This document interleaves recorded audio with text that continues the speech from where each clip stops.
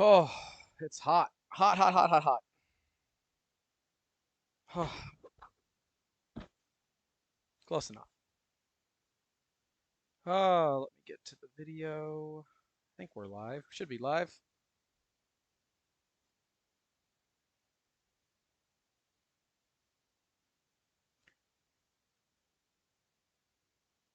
How's everybody doing today? Don't know if you guys can hear me, but let me know in the comments if you are able to hear me. We are trying a different mic. We're trying a bunch of stuff, So I'm gonna wait for people to join in, and it is very hot. It is 91 degrees here, and that's outside. And I'm in an unair conditioned garage, and we're gonna be working on a printer today. Uh, I'm just trying to get OBS to open up more than one instance so that I can record things. Because right now it's not doing that. So, awesome. I am told that I can be heard. That's really what I'm going for. So give me just a few minutes. We'll wait for people to go ahead and join in. We're going to be working on this wonderful Ender 5 Plus today. This is a client. It's not mine. So we are just kind of waiting.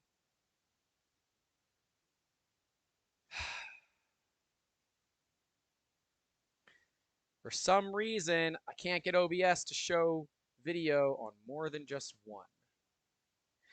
I can record and stream at the same time, but we're going to turn this into a channel video. And because of that, I need to be able to record everything separately, which it's currently not letting me do. When I open up a second OBS, it's not allowing me to turn anything else on, which it normally would. So, anyways, we're going to wait a little bit for people to come in. Sounds is surprisingly good, I'm told, so that's a plus. We'll go with that. We do have an Ender 5 Plus here. We've got, look at this, we have another camera. We have a camera, it's right up here. Got my cane here in case we need to be walking around a little bit.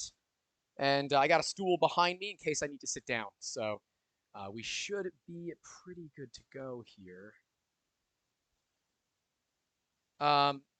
John says it's a Windows limitation. That's not how that works. I can do it on my desktop, so I know I should be able to do it on this one. It's just not letting me view the cameras more than once, which is really weird because it should let me. I'm just going to bring in a new video capture device.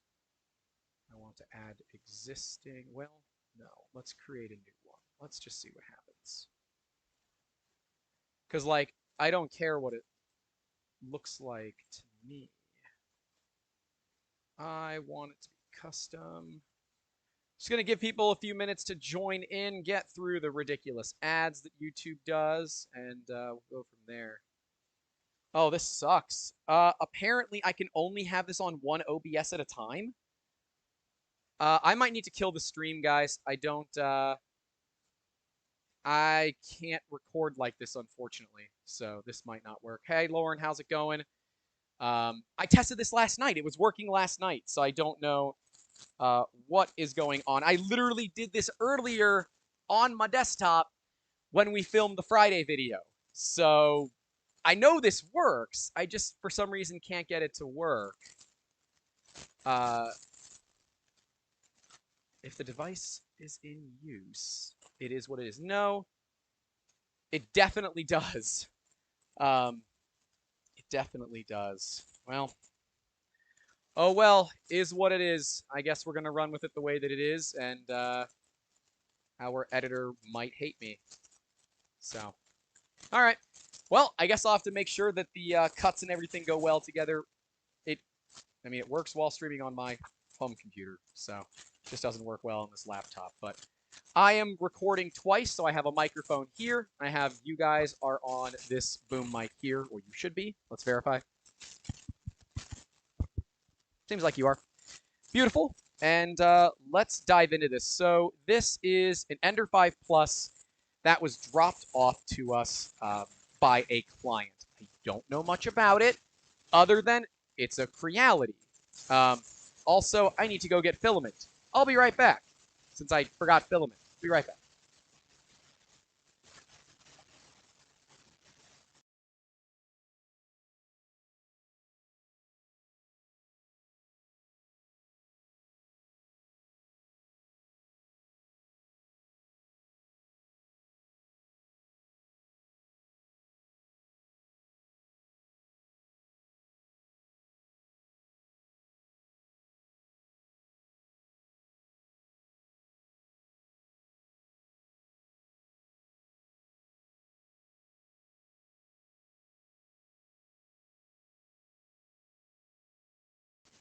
Okay, I'm back.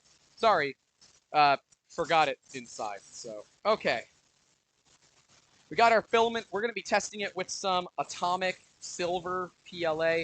I would use the Jesse PLA that we just got in the new subscription box thing, but I'm not going to. It is so freaking hot out here. I apologize. I'm going to be sweating, so it's the way it's going to be, ladies and gentlemen. So let me do a quick clap so we can go ahead and sync all the audio for the video.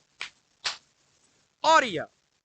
And now we'll be able to do it because I am recording both for you guys here on the headset, and I've got a wonderful Tascam recorder down here that is pulling all of my other audio. And if you're wondering where the heck he got that from, go watch one of the previous live streams where we unboxed a bunch of stuff from Press Reset. All right, let's dive into it. So the first thing here that we want to verify is whether or not this thing even freaking turns on. Let me just remove some of the stuff from the back. I've got this camera here, so let's verify this thing even turns on. The power switch is back here somewhere, right? No, you're up front. There. Okay.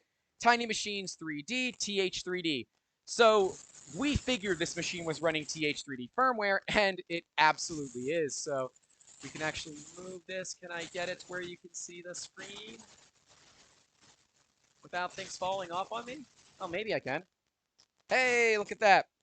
So we can see that it does come with the TH3D Easy ABL, which is a plus. That means it should be way easier for things to work. It sounds like a trash bag is rattling around. Well, Lightspeed, you're the only one that's saying that, so I don't know what's going on. It could be me walking around. It could be the fact that it is like 95 or 96 degrees out here, and I don't have air conditioning. So it's going to be a little sticky, but we're going to make it work here. I might have to go turn up some fans, but if you're hearing a whooshing noise, it's the fans on this, because the fans on this thing are stupid loud, and I kind of hate it already.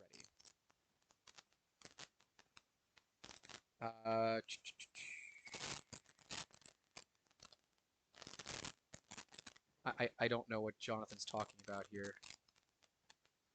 Oh, there is some weird feedback on the mic. I wonder if it is this. I can't see Discord. I only have one little screen, so you're going to have to bear with me here.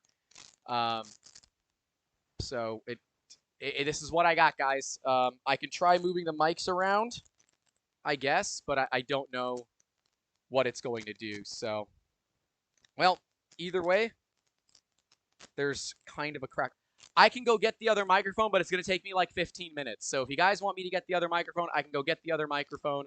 If not, we're gonna stick with this one. So let me know in the comments if you want me to go get the other microphone, and I can do it.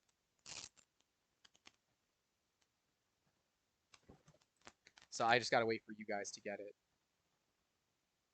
There is a mic cable noise. Huh. All right. Well then, let me pull some of the mic cable out.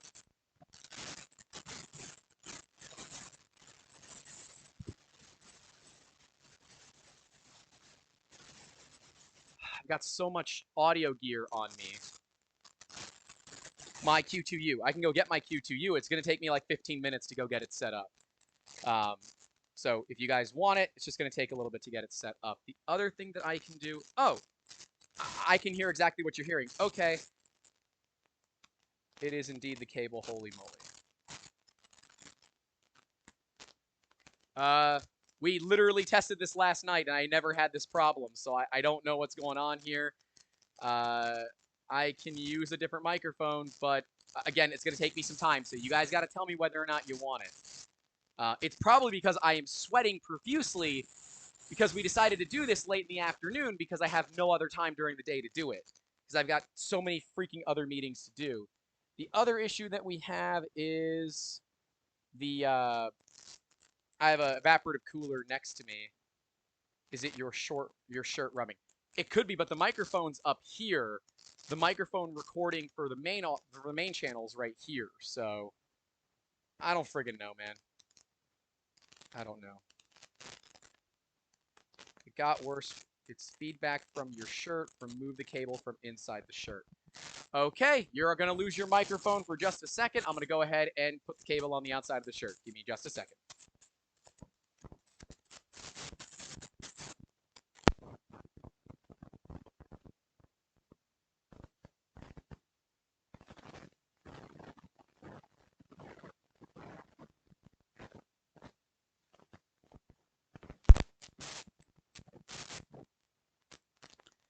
Okay, are we any better now? Waiting to see. It's going to take you guys a little bit.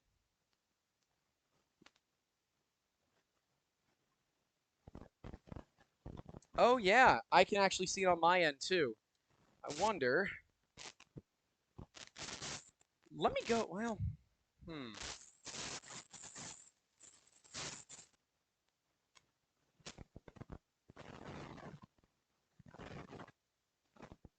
Still there only when I move. Well, that sucks because we're going to be doing a lot of moving today.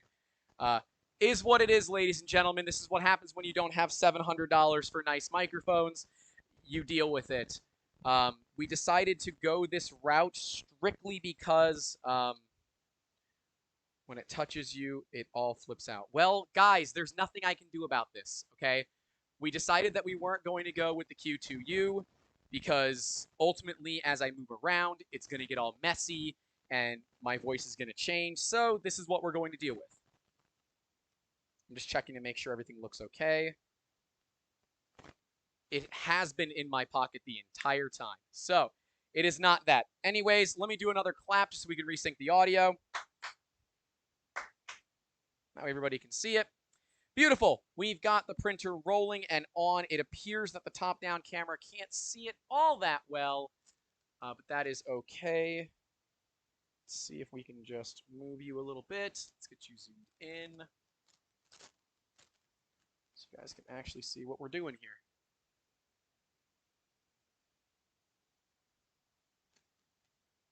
Zoom out, zoom out. It's hard to tell, man. It's making me do a Lightspeed rant in my office. I don't know what the rant is, but, you know, if you think we have bad audio and you'd like to fix it, go ahead and leave us a super chat, and you can help pay for a new microphone. Huh? Huh? How's that for a call to action? You want us to get better mics? Send me some money or something. I don't know. Email me, youtube@3dmusketeers.com. I'll get better mics if people pay for them. I've put enough money into this channel at this point.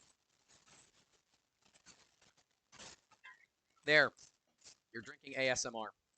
All right, let's jump into this thing. So we've got the TH3D screen. It does say that the Easy ABL is ready. I want to first verify that the printer can home itself. So let's look at homing the printer. Now, for those that are not aware and that are just joining us, I would rather wax my chest. Well, Lightspeed, you should always support your favorite content creators because it is not cheap to make these videos. And I am standing, mind you. I don't stand much because, you know, back problems. In an unair-conditioned garage at 5 o'clock in the afternoon in Florida. And if that doesn't tell you that I'm committed, I don't really know what else is gonna. Also that my schedule didn't work out. Anyways, let's first verify this printer works. This printer has some upgrades on. This is not a stock Ender 5 Plus. Ender 5 Pluses are not direct drive. They don't have bed leveling probes. There's a lot of things on here that are not factory, and that's okay. But this is how the client bought it, and he really doesn't know how to use it. So we want to do it. He said it's 115 here in Phoenix. Don't cry. Go ahead and do 115 with the same amount of humidity that I have, and then we can talk. You can use an evaporative cooler and actually cool yourself down. I use an evaporative cooler, and it just kind of blows more wet air onto me. Speaking of, I'm going to go ahead and turn it on. turn on the water so the water can just hit me with water. Anyways, all right. Let's verify this printer actually works. So I'm going to zoom out. Going to move it over. Can we do that? Hey, we totally can. Look at that. That's probably fine. Yeah, that's fine. All right, so we're going to go to prepare. We're going to auto home. Let's see if this baby actually homes. I got one axis. I got two axes. Will the bed home? Boy, it's hot. Woo! Waiting for that bed to home. Wiping off a sweat because it's so freaking hot. All right, hey, it homes. That's like 85% of the problems I was expecting to have, so this is great. We're going to go to control on the menu. We're going to go to motion. That's not where I'm going to go because I totally forget how to run these old style Marlin screens. Move axis, move Z, 10 millimeters, and get the Z axis way out of here. So Z axis is going to go away. Ooh, it's kind of noisy. Did I bring my oil with me? I did not bring my oil with me, so that sucks. Just going to be the way that it's going to be for now.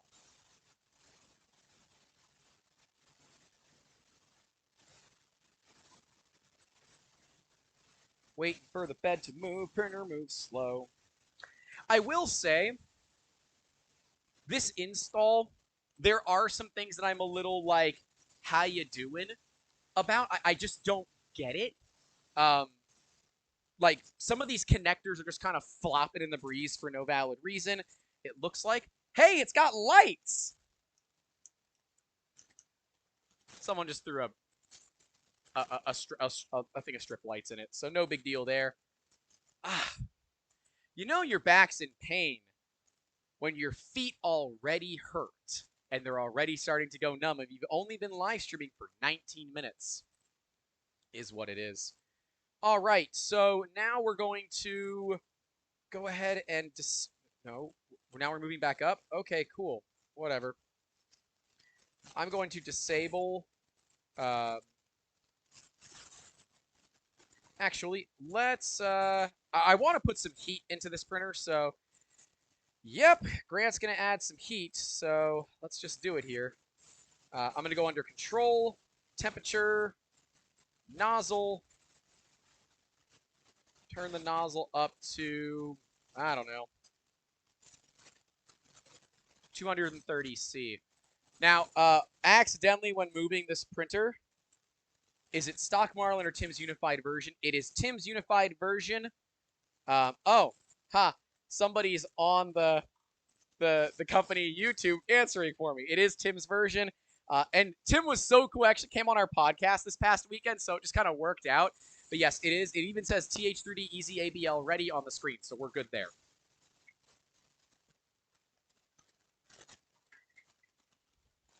Boy, I picked a rough day to decide to do a live stream. It was all raining and crap yesterday. The weather was half decent. No, today it needs to be like, I am going to be a pool of sweat by the time this episode is over, sweaty. Hey, Nadav, how you doing? All right. So when we were moving this printer, unfortunately, the lovely assistant, yep. So we're just going to get that out of here because we don't need that where we're going. And either way, you shouldn't have your freaking filament on your filament should not move. That's like a ton of excess weight that you don't need. So Do I have the right tool here? Do I have the right tool? I see the right tool. Uh, Let me see if I. Well, no, I know that tool's not the right one. I've got. Ooh, I got a flathead. I didn't think that I was going to have any actual hardware.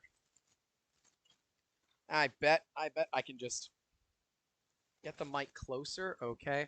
What's the humidity where I'm at? The answer is yes, Allison. The humidity is yes. There is lots of it. It is plentiful. It is like Christmas songs in December. There's a lot of it. Oh, boy, howdy. Did Grant not come with all the tools? Wait a minute. Grant has his keys on him. And that means Grant has the tool because Grant has a Leatherman. And I'm just not going to worry about the people that are going to try to copy my house key because you people are terrible. And it's Florida, so, you know, that stuff. I'm going to just try to take this thing off of here.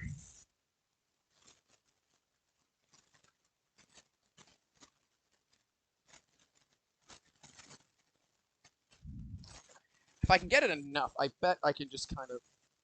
All right, whatever. I'm just not going to worry about it. Don't care. I'm just going to put a spool off to the side. So we've got some heat in this printer. I am going to use some of the atomic filament material because realistically, I'm not going to trust anything else right now. It makes sense to start with good material that you have a history on. That can actually fit right there. No problemo. Good material, he says, and it just breaks on you. Oh, this was in your fusion. That's why. Well, that's okay. This will still give us... Wow, you're really brittle today. All right, let's get a little bit more. By the way, that's how filament tangles happen. It's not because it comes tangled from the factory. You people that believe that filament can come tangled from the factory, you're wrong. It's not a thing. It's literally not possible. Do not put the spool on the printer. Thank you. Thank you. Why this spool was up on literally one of the axes is beyond me. It's a ridiculous place to put the spool. So, all right. Let's... Boy, why is this filament so rough today? Huh. All right, well, we're going to do it the cheaty way. We'll just put it on the ground here. And extra kilogram never helps the printer, not even on the side. Yep, I agree. Now, if the spool doesn't have to move, it's probably not that big of a deal. But still, it's just one of those things. Let me make sure. What's the top down look like? Oh, the top down, you just can't see a damn thing. Okay, someone tells me to move it closer. Another person tells me to move it further away. I'm leaving the mic where it is. You deal with it. I hate Mark 8 extruders. It sucks to get filament into them. All right, so I got filament into it. Let's look at loading it with material. Control. Not control. It's under prepare because prepare is exactly where I would expect to go to move an axis. Okay, are we pulling filament? No. Wow, is this thing... Yeah, this thing's jammed all the way at the top already. Cool beans. Love enders. Love enders. Beautiful. All right. We're going to pull this. We're going to pull the hot end apart because, like, I don't even want to deal with this crap today. So we're going to pull the extruder apart because I am, like, 99% certain that it is jammed in there. So I'm going to leave the cameras the way they are, but let's zoom this one in just a hair so maybe you guys can get a better idea of what I'm doing. This is one of those cases of see a screw, remove a screw. So I'm removing the screws for the stock extruder. Now, mind you, this is a stock extruder. However, it is not in the stock location. Stock location for an Ender 5 Plus is actually bowden. So remove the arm, which is on a spring. Do not let the spring go springing sprunging on you, because that's how you end up with an extruder sans a spring. Now, thankfully, I have spare springs, because I have printers from 2014 that use this exact same extruder mechanism. It's why I don't like this extruder mechanism. Now, I recognize that it is cheap, and it's ubiquitous, and it's what most people will use, because, well, Like, you can buy one of these all metal extruders like this for something like 20 bucks off of Amazon right now. But like, that should kind of give you an idea of why you shouldn't buy them. So there's our main spring. I'm going to put the spring inside of the spool so I don't lose it. Comments, remind me where I put it. This thing has been clearanced by hand, so let's see if we can get that to focus. Mirror the top camera. Is it backwards? Okay. It's not upside down, but it needs to be mirrored. All right, give me a second.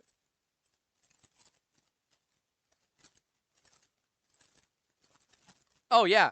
Yeah, that's right. Okay. Right. Gotcha. In the spool. Thank you. Thank you. Thank you for reminding me that it's in the spool, because I'm not going to remember. We all know I'm not going to remember. All right, so we got to keep getting these screws off of this thing. But this part was self-clearanced, and I'm not so certain I like that. God, my work surface is already a mess. This was definitely clearanced by someone hitting it with a dull beaver, and that's never great. Bearings are clean, so we're not too worried about that. Yeah, everything else looks okay there. Let's keep diving into the extruder here. And I'm just using a cheap set of Allen keys that can hold on.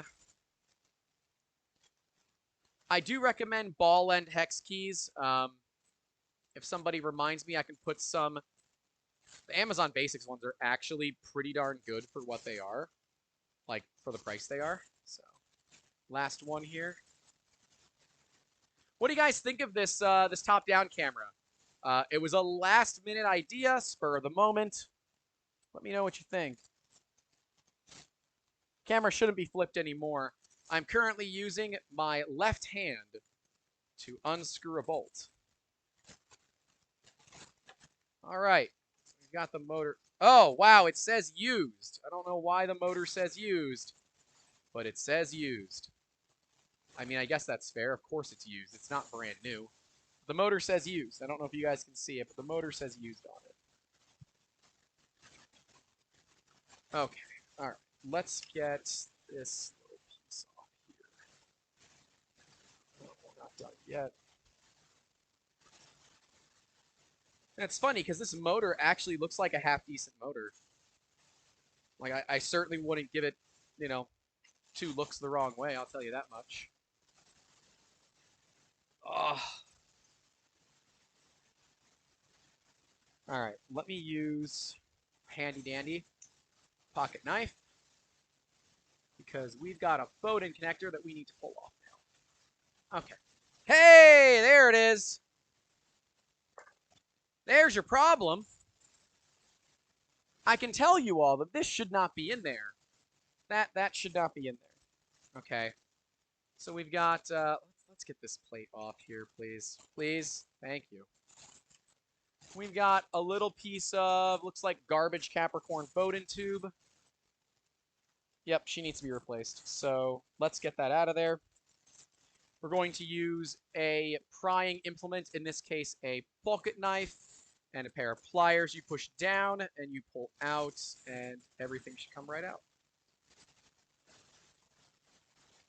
There we go. Woo, she's hot. Look at that. Smoking. All right, now all I really, ooh, God, this PTFE is ruined. That was before I crushed it with my pliers. So, I've got some PTFE in front of me, so I'm just going to cut a new piece of it. I like being able to see more of what's happening. And yes, we are still working on the audio, but I don't really have a good solution for it just yet. You know, ultimately, good microphones are very expensive. And if I'm just standing in one place, like let's say I'm doing an unboxing or something, I could put the Q2U in front of me. It's just going to have really, really bad microphone etiquette. And that's not what I'm going for in these videos. I've got a lapel mic on, which is recording straight audio to an SD card, so maybe that'll be better. We'll find out on the main recording, and if it is there, I'm sure Andrew, our lead editor, will put in there saying, it was at this moment he realized his audio was terrible.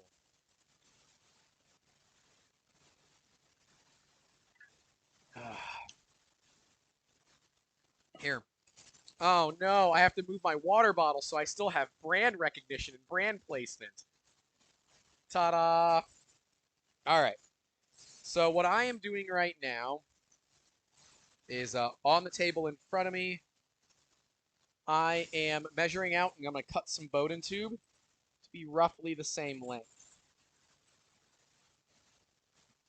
Because this printer needs new bowden tube.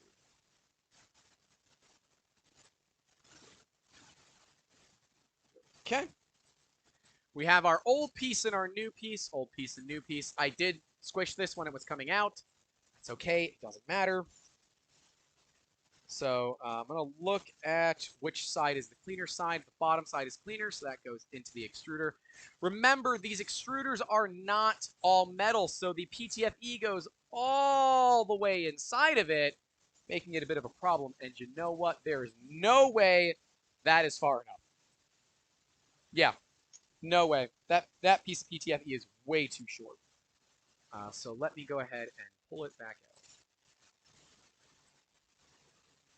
Wow, a lot of garbage on it already. Thankfully, PTFE is very cheap, so I don't have to worry about it too much. So I'm just going to cut an arbitrary amount more, and what we'll end up doing is we will slowly cut it shorter. I think I got this, I have 30 feet of bowden tube that I paid very little for many years ago. We have some metal up here on the printer, so I'm just going to use this to try to trim straight down. Beautiful. Put one end in the printer. In you go. Now this one is clearly too long. Ah, that's where things can get interesting. Verify nobody's bothering me on Discord. They're not. How's my computer doing? Oh, boy, howdy. This computer's gotten a little spicy. 104C max temperature. Rip. Oh well. All right. Well, that's why we're getting a good streaming computer out here. But apparently, televisions don't like being out in this heat, so they overheat. And apparently, this laptop is no stranger to that because it got to 104C. Good Lord have mercy. All right, so this is going to be very long, but we're going to see how long it actually needs to be. So we're just going to stick this on as far as she'll go. It looks like we need to take 4 or 5 millimeters off the top, so let's just go ahead and do that. Now, this is not the world's sharpest knife, so that's going to not be a ton of fun, but that's all right. With PTFE, you just kind of got to get it started, similar to PVC, and once you get it started, you should be able to slice right the frig through it. 104C, I found our new time lapse. Oh no. Justin, what are you having me print? I'm very afraid. Okay, I think I actually got it on the first try there, which is honestly about as surprising to all of you as it is to me. So that's totally fine. Let's get that plate in there. Let's get everything realigned here. All we need to do right now is get this printer to actually extrude some filament. Once we can do that, we can go ahead and look at switching over to Prusa Slicer and be able to actually work on it. Oh, well, that screw's not the right size. Huh. Story of my life. Is it the bigger one? I guess so. Why are these screws not the same friggin' size? Like, are you kidding me right now? Why are these not the same size? I can't be trusted to remember where all the screws go. They should all be the same darn size. But no. No. No, no. Sorry if my armpits are sweaty. Because, I don't know if you guys can tell, but it is hot. I am hot and bothered, and not the good kind. It's just uncomfortable out here. I can smell the PLA in the hot end right now. which I can tell you is never a good sign. Why are both of these going through? This is all the hardware that I pulled from this. Am I just an idiot? Don't answer that. Or did I pick up the wrong screw both times? These screws are the same size. That hole should have never had a screw. Huh. What the heck?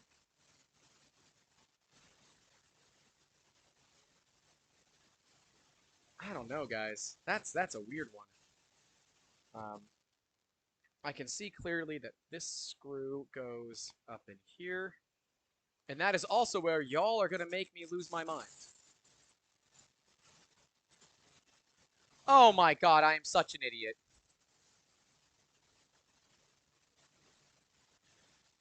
The screws aren't going in because they screw into the motor. Duh.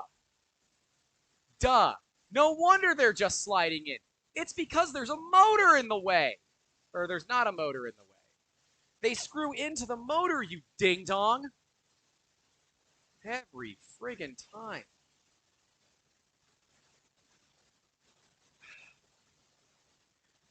Remember the old wonderful wisdom of red-green. If the women don't find you handsome, they should at least find you handy.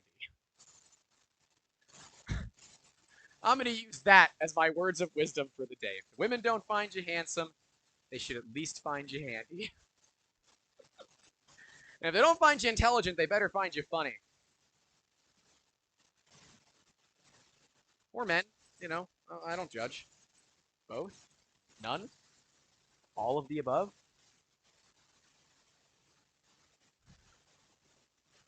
Yes, the one up here is for the lever. The spring is in the spool. I remember that. But the lever arm is the last one to go in. So we'll put the lever arm in last. And yes, the PBS Legend Red Green. If you guys don't know what I'm talking about, the show Red Green, it is honestly one of the best television shows to ever come out of Canada. And I think it's better than Letterkenny. You can fight me on that in the comments. But I highly recommend, if you don't know Red Green, that I believe it's all on Netflix, that you take yourself a bit of a vacation and get yourself some learning, because it is pretty freaking great. If you like the YouTuber AVE, a lot of his verbiage is actually somewhat modified from Red Green, which is way more vulgar, which is totally fine for most of his audience base. Boy, howdy, this is a pain in the butt. I forgot how much I hate Mark 8 extruders. No. Red green, not red blue.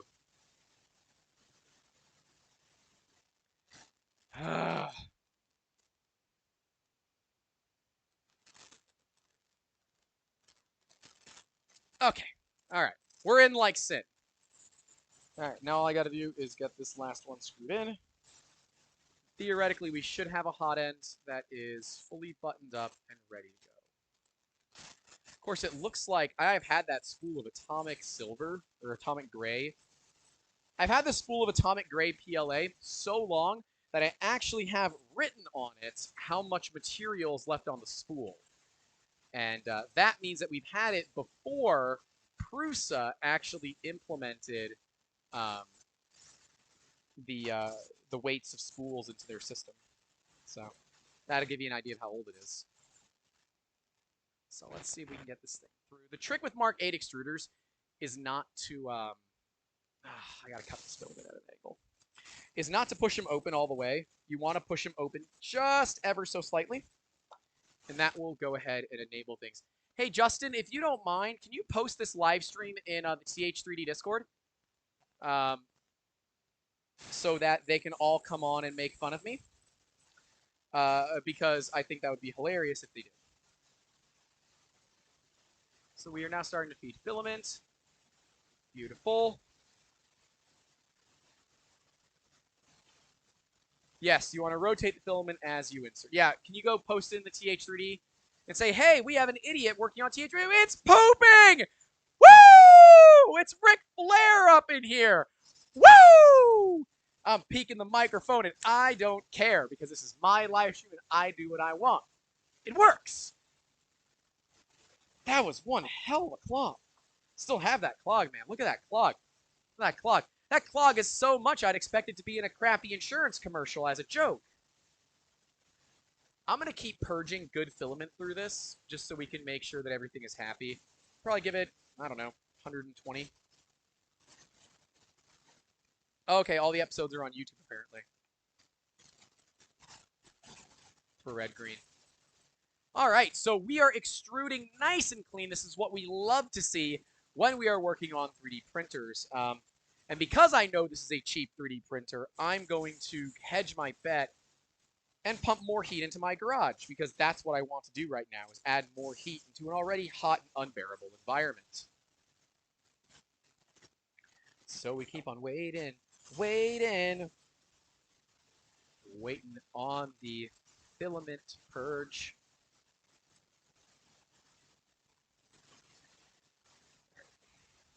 I pulled off this was the old filament thing that I broke.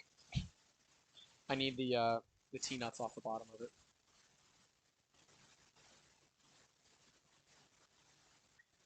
All right. We just want to purge a bunch of filament out of this bad girl. That way, everything is nice and easy, and we can go from there because I actually now need to get this thing open in a slicer. So we're going to do that, and that's going to be fun. This is the bummer because I don't have a way to record both my face and my screen at the same time. Although, I don't know. I'll try something. I'm just waiting for it to stop. All right. So we are doing our thing there. Let me go ahead and open up Prusa Slicer on my computer because it's definitely not going to hate me for that.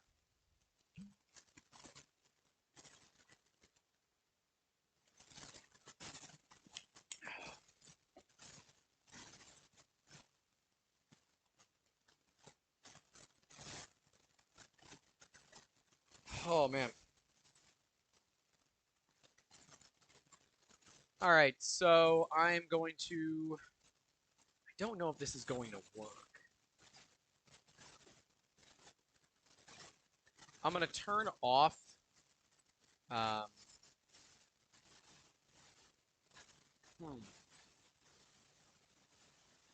Bear with me real quick. I'm going to change something around.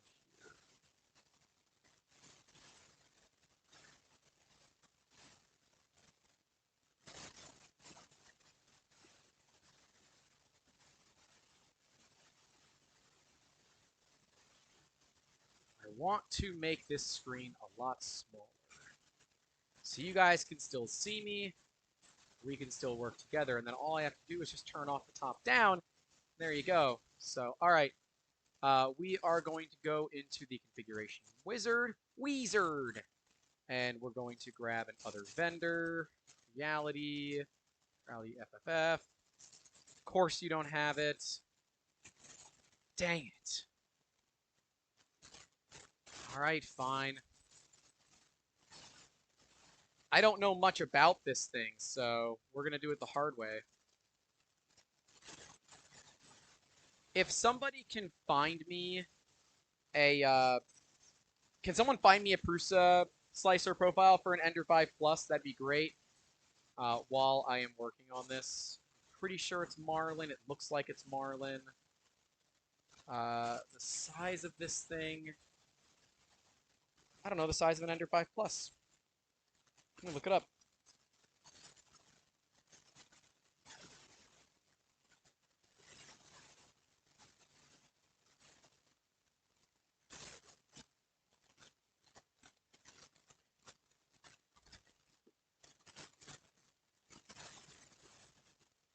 Making sure you guys aren't doing anything crazy here.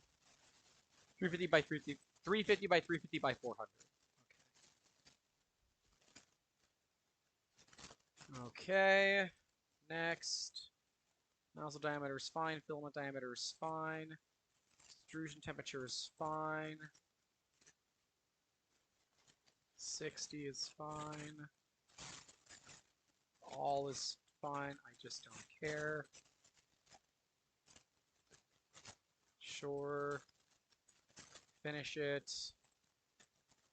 Render 5. I don't, yeah, max print height is 400. Is that right? 400.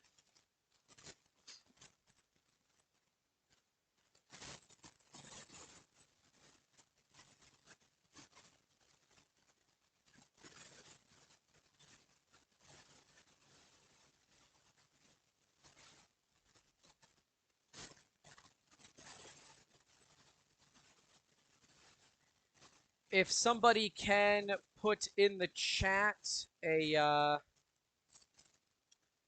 Prusa Printer's profile for this, that'd be great.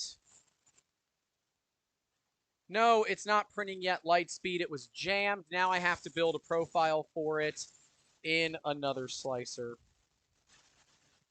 So we just got to do that first. If anyone, I wonder if there's an Ender 5 Plus profile for Prusa Slicer. Because if I can just download that, that's what I want to do.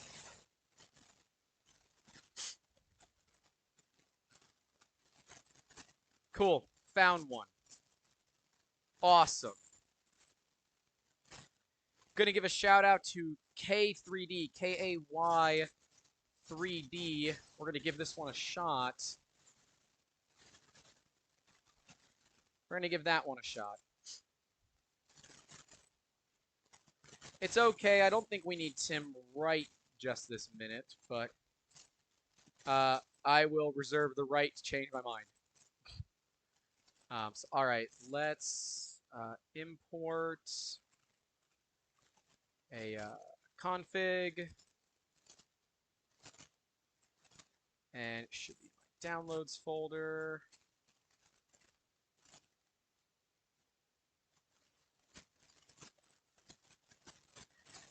Ah, man, see, I don't have the, let me go to TH3D. Let's go to TH3D.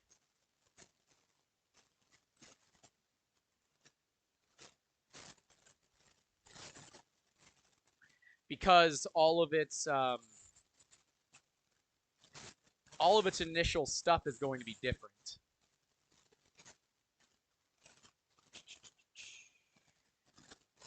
I'm going to pull off of my screen. Go back to the top down. I do not need to do a paper level. This thing has a TH3D head on it, so we should be fine. And besides, there's no way to paper level this thing anymore. That has been functionally disabled from the previous owner. If you're looking on the small camera, this is the jam that we are dealing with. There's a big jam. Then set the sensor up, set the sensor to bed 2 millimeters, and adjust the screw in the sensor. Okay, I don't have something that I can measure 2 millimeters with. I just kind of have to assume it's right, because I don't have any way of measuring things. I don't have access to all of my tools out here, and because I have to use the cane to walk around and all the cables and everything that are here, it's not possible. So I'm going to go check on TH3D's website. We're going to see if we can pull a Prusa Slicer profile from them.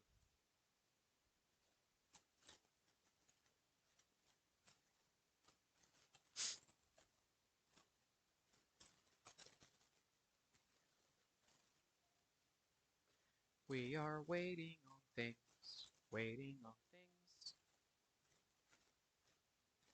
So we've got the firmware, I know that.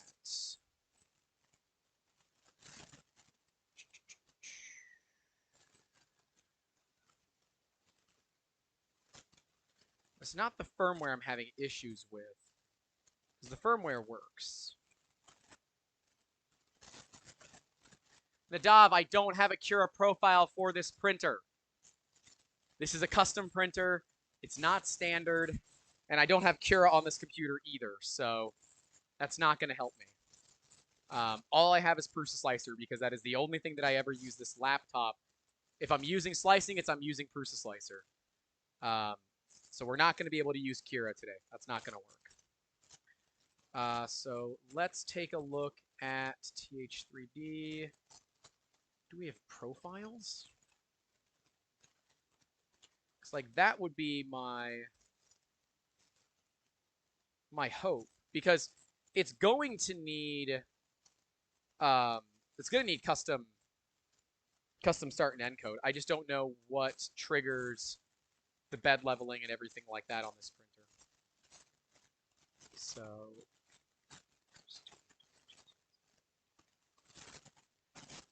that's the thought too. Lightspeed says just do an Ender 3, change the bed size, and add a G29 to the start code. That's the thought. This is direct drive, but other than just retracting probably way more than it should, I don't think we're going to have any issues. Okay. Well, everyone says do the G29. We will just do it with the G29. That is how I've done it in the past. That's the wrong button. We wanted to go to that, so we can just come in here to Prusa Slicer. This is somebody else's profile. I say we try their profile. This one might be fun. G28, we'll add in a G29. We'll comment out ABL. Okay. Do I have any models on this computer? I probably don't. Yep, I don't have a Benchy. All right. Let's go to Prusa Printers real quick and grab a Benchy. Oh, man. Because, you know, things that you don't have on your laptop because you never slice the 3D models on your laptop. Yeah. Accept the cookies. Download the model. We have stuff to do, dang it. We have stuff to do. Been out here for an hour and a half. It's hot. I want to go inside. All right, let's grab this Benchy and throw her in here. Oh, come on. We all know you're there.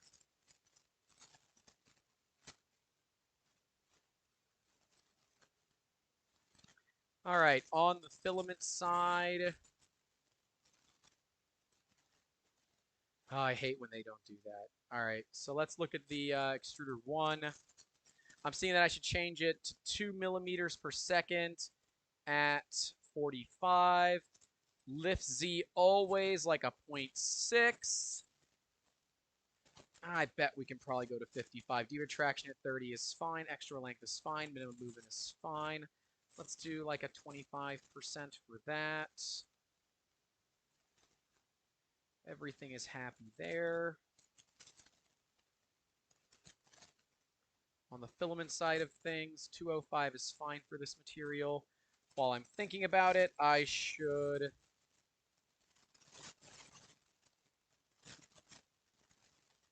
going to get the bed heated up because I know that's going to take some time. I hate these old Marlin controllers. I really do. They're really not great. All right, get this bed to 60. Beautiful. Okay. All right, we've got our thing here. Infill 15%. What other settings are we using in here? 5 top layers, 6 is fine, 2 perimeters. Infill. I'm using an old version of Prusa Slicer, apparently. Cool beans. None of this matters. If this can't run at 65, I'm going to rip my hair out. What's our first layer speed set at? 20. All right, this should be fine. So it came with a little micro SD card. I don't know what's on it, so it's going to be interesting when I plug it into my computer, what it shows up as. Hour and 31 minutes. Good Lord have mercy. All right, 3D Benchy. Saved and saved. Go ahead and unmount it like a good boy does. Let's go back to OBS. Put the top down back on. Let's see how many people have yelled at me in the comments. In an M503, what is the offset? I have no control over that on this printer, unfortunately. I don't have a console set up to it, so, and I'm not connecting to it via USB. So we're just going to have to wait for that. I'm going to spray the bed down with some Windex. Remember, well, generic Windex. And remember not to wipe your face with the same towel that you wipe the bed with, because that's disgusting. Now, this is one of those Creality, like, glass textured surfaces. I've never used these before, but I am pretty interested in them. I am going to back out just a hair. You guys down a little bit. Okay. Apparently it's in the advanced screen.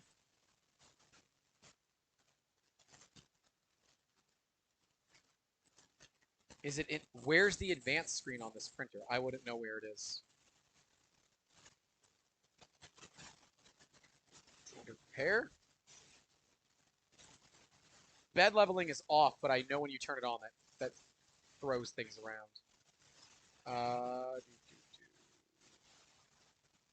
Right.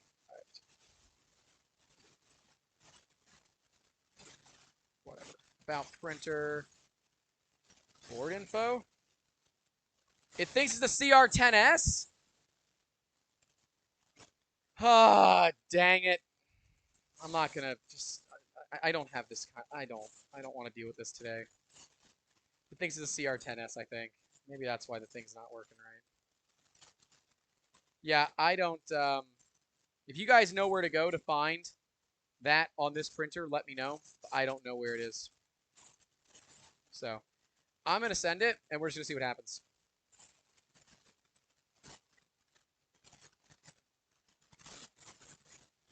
We're just going to send it.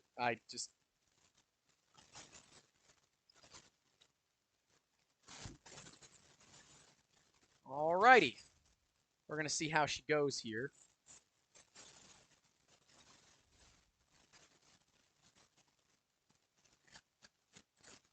I'm going to hold on to this big freaking jam for the client so they can see it. All right, so we've got the jam cleared. We've got a new G code on it. Now we just basically have to verify if the firmware is working, and it is TH3D, which is good because it theoretically should work. My assumption is the guy didn't do anything to it, but I honestly don't know. So we're gonna see what happens. Okay, I like to see all those things. Okay, it's doing its auto leveling commands.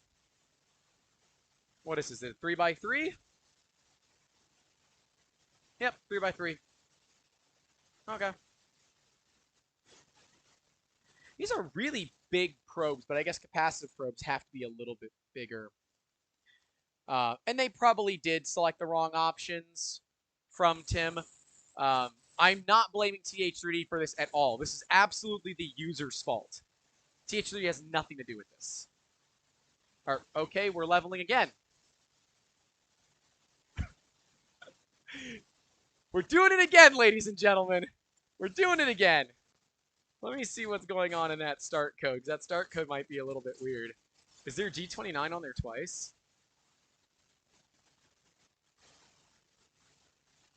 No, there isn't. G29 is only on there once. Cool beans. Oh, that was so bad. Oh, it rammed into something. All right, well, I mean, it's extruding. I don't know how Crealities do their thing, so I'm just going to kind of let it go and see what happens here. Okay. Yeah, it's printing. Actually, if anything, it's over extruding. Yeah. Yeah, it's crazy over extruding. But it is printing. So, oh, you guys can't see that, can you? There you go.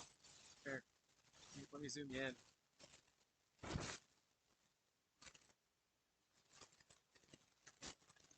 I heard what sounded like a cat. Is my door open? No. Is there a cat in my garage? Do we have a new friend? It could have been the printer making noise. Oh, that first layer is disgusting. Oh, it's so bad. We are definitely over extruding.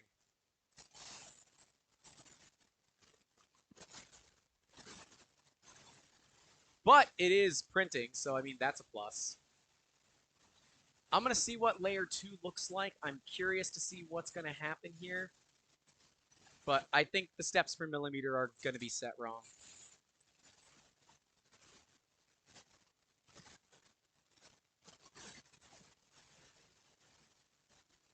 I know, it's riveting content for you guys.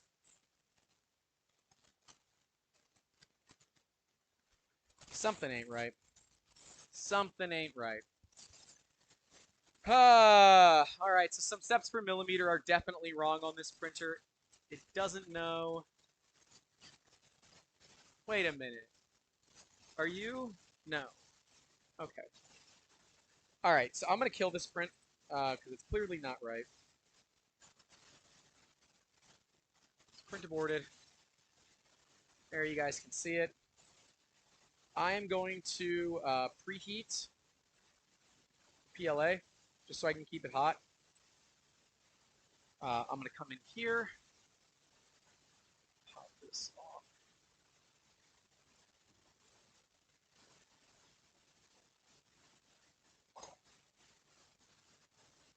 Yeah, I mean, not great, clearly.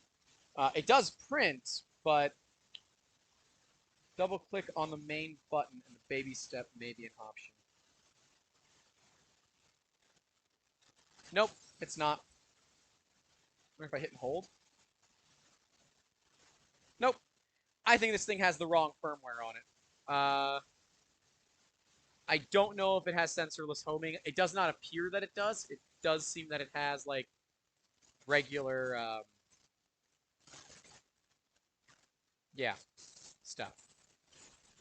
I don't know what board this has. Let's figure out what board this has. Board info.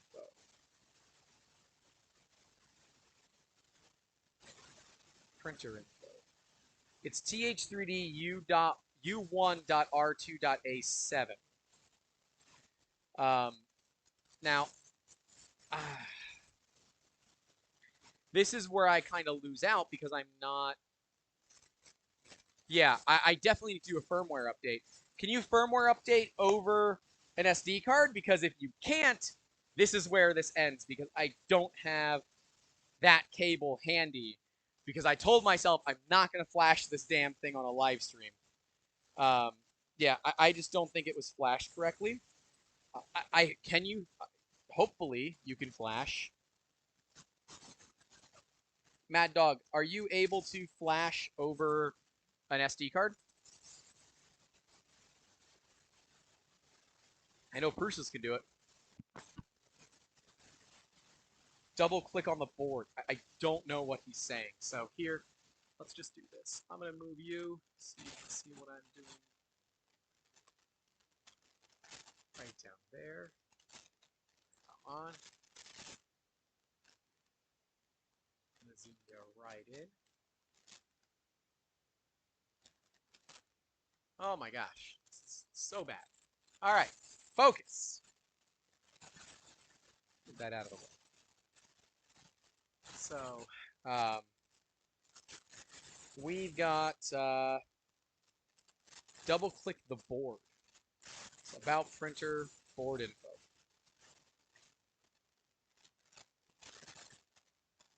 Brother, I can't. It's like, that's not a thing. That's not a thing on here. So, main, about printer, printer info. That's what it's running. Thermistors are fine.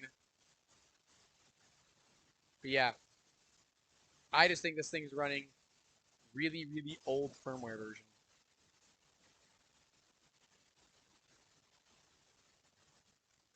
Okay, cool.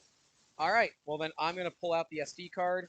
We're going to go to Tim's website, and we're going to grab the Unified Firmware version 2.0, because I did have that open earlier. Now, this is a V1 dot something board. And I don't want to put the wrong thing on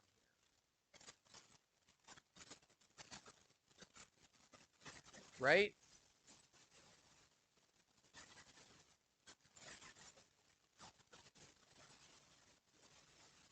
Yeah, so it's running an older...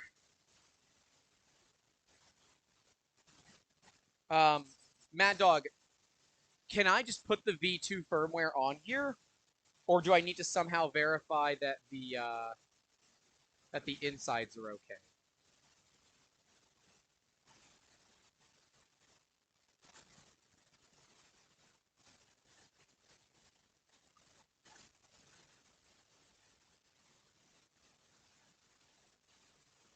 I don't know if it has a bootloader. This printer is unknown to me, so and without USB, which I definitely don't have, I can go find one, but it might take me a few minutes. So I can do that. I just kind of like don't want to, honestly. Um, I mean, can we verify that it has a bootloader?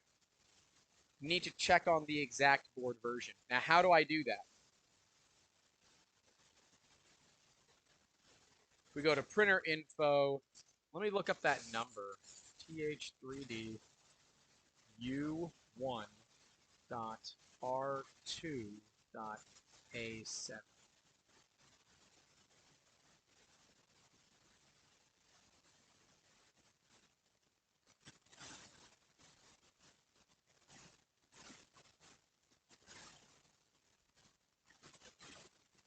Hmm.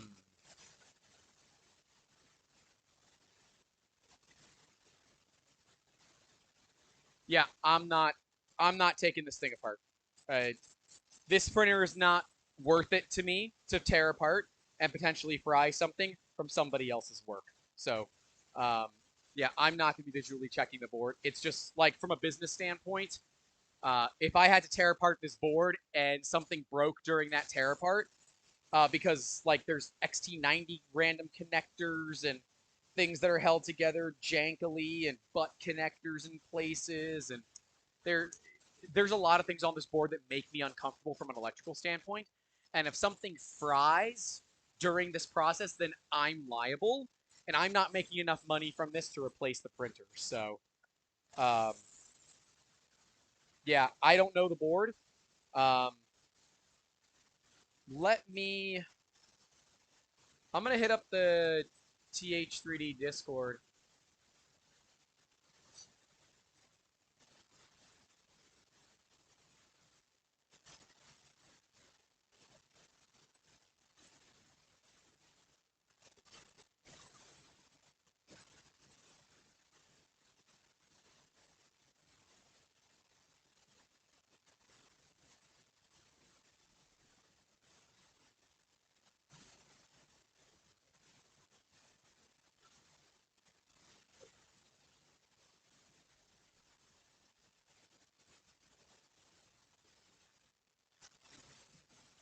Yeah, I'm definitely not covered for Good Samaritan, Mad Dog says. And yeah, I'm definitely not. So I asked in the TH3D Discord.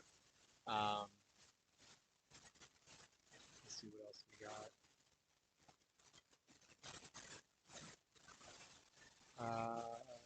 Doo -doo -doo -doo.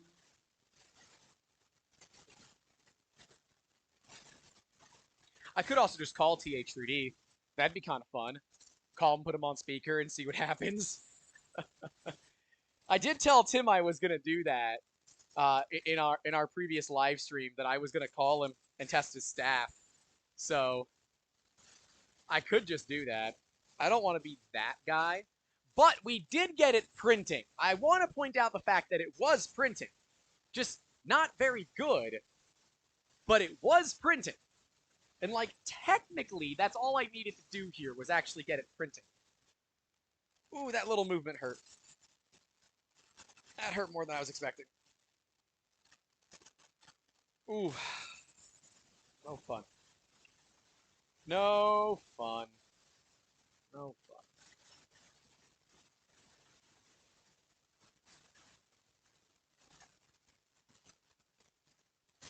You could run an E-step check on the extruder. I could. Is this a metric tape measure? Dang it. Son of a diddly! Oh, I didn't turn this light on either. Ah, more extra light. I don't have a metric tape measure handy. That would have been a smart thing to have that I didn't bring with me. And you know, I could. What is a good way to do this?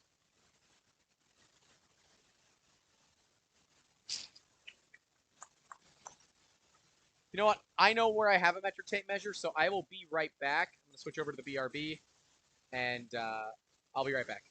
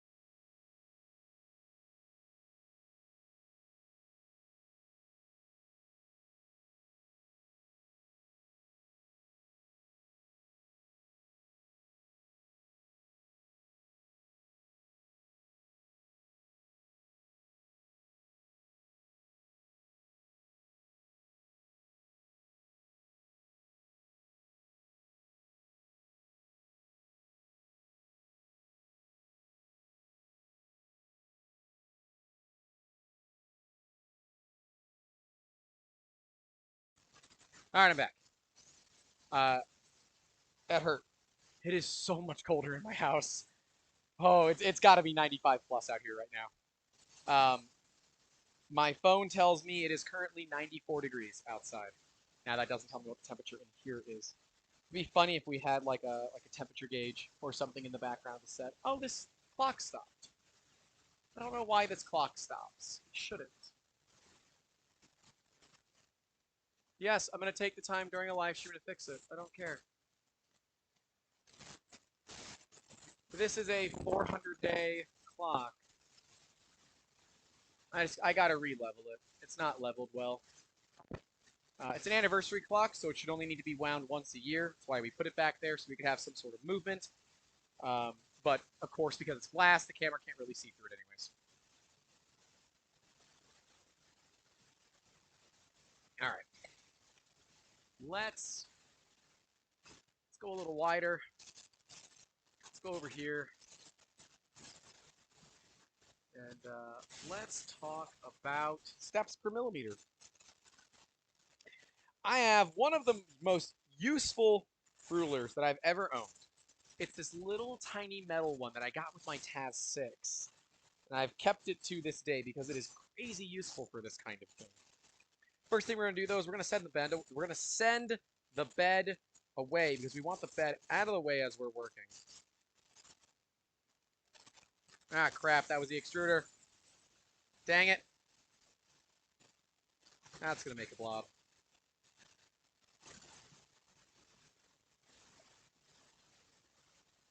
Just get the bed out of the way for now. The bed kind of squeaks. I don't know if you guys can hear that.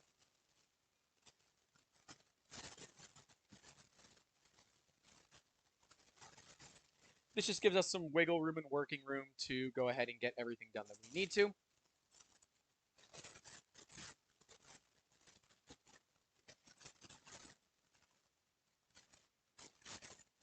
Okay. God, this thing moves so slow. So slow. I don't think this thing has the right firmware on it, but, I mean, we're going to do it this way instead. Measure from your extruder base. Now, some people prefer to just measure to 120 and then measure from when it goes in. Me, I'll measure right to the 100 mark. I really don't care. I'm at the bottom of that line for 100. Like, realistically, you just got to get, like, reasonably close, and it's fine. Especially for a printer like this. You're not going to get, like, crazy high quality out of an Ender 3 or an Ender 5 without a ton of work involved. Okay. I went ahead and did the full 100 millimeters. I don't know if the camera can pick it up because I don't have it open. But there is a little blue line that you should see on your screen very shortly. Come on, stop, stop, and it blows right by it, ladies and gentlemen. Oh, it's gone. Oh, it's so gone. Oh, the steps per millimeter on this printer are so wrong. Oh my god, it's still going. Holy crap, it's still going. I only extruded 100. Why are you still extruding? What is your steps per millimeter right now? This should only be... What? Dude, it's still going. It should have stopped like 20 seconds ago. It's still going. I'm just waiting at this point. This is comical. I'm waiting. I bet I'll see blue come out of the damn extruder. I used a blue Sharpie. Holy crap. When are you going to stop?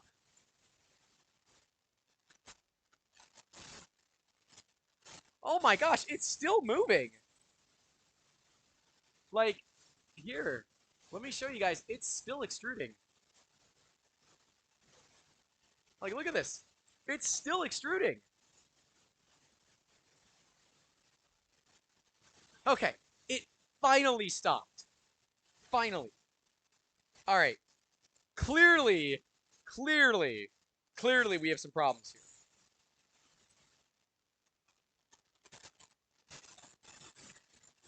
And I bet there's no way to do it from inside, is there?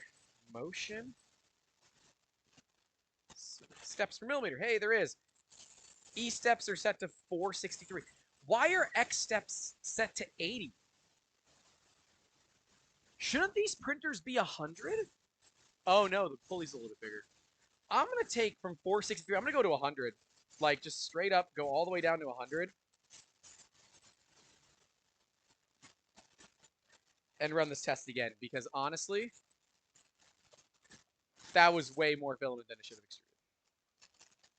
God, I hate this on printers. I will sit here. It was at 463. I'm only at 400 now.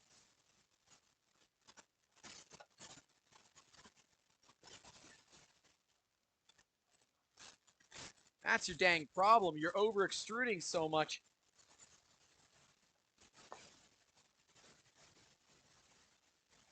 We're at 300. Yeah, everything is way off, and this is terrible. This is so bad.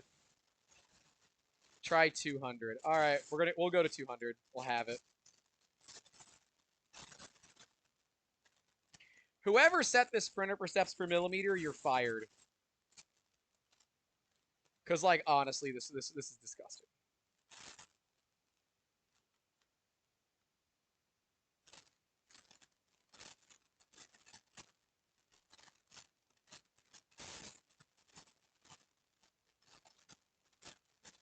And of course, you have to store the settings. There you go. That's your store setting hit. God, I remember this from back in the day when I was running Wanhao printers. That should give you an idea of how long ago this was and how much I really don't like it. Okay. I am going to measure out another 100 on here. The hardest part about all of this, like, there should be a tool for this where it, like, holds your filament dead straight or something. It's really just marking where that 100 is.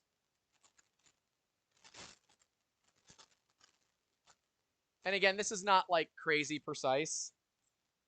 You guys saw how much it extruded before. So, like, honestly, it's no big deal. 4, 6, 7, 8, 9, 100. Okay. Now we try for 100. Let me see what happens.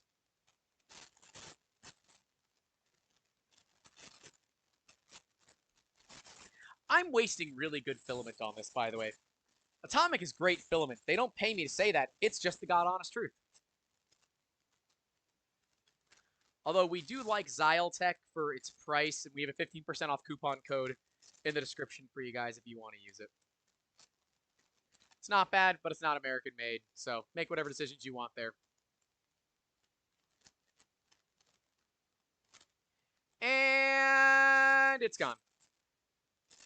200 is still too much. Good Lord, have mercy. And I can see it going through the extruder, so it should be somewhere here. I think the answer is 100. I bet this thing is actually at 100. And I'm going to be real friggin' mad if this thing has been, like, extruding 4x the amount. See, now it's got good grip.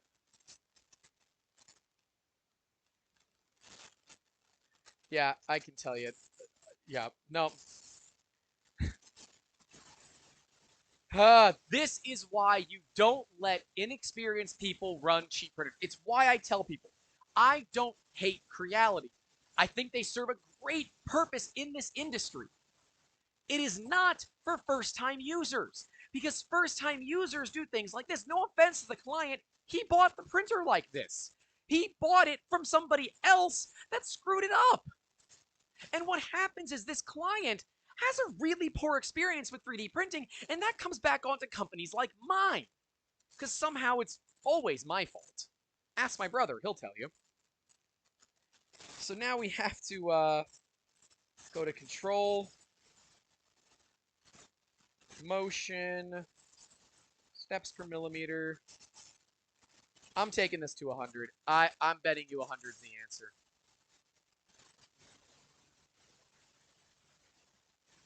I'm surprised the hot end can keep up to it. At doing over 4 times the amount of material that it should have been, it was holding temp, so I'll give it credit. Now, it does have a hot end sock, which is very important. I think more printers should have those, and if your printer doesn't come with a hot end sock, they're cheap like borscht, so just buy them. And buy them by the dozens, because you will burn through them. And the first time your hot end sock saves you from a blob of doom, it's more than paid for itself, and you know I'm right. I have a ping in Discord. According to another user, the stock board is at 2560. Save yourself a lot of headache by just looking at the board.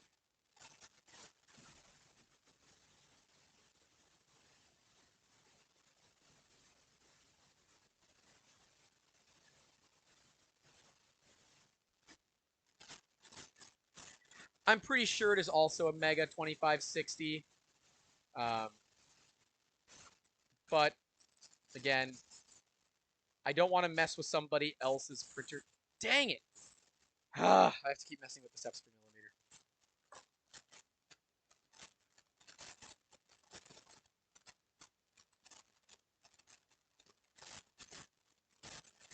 I got to go all the way down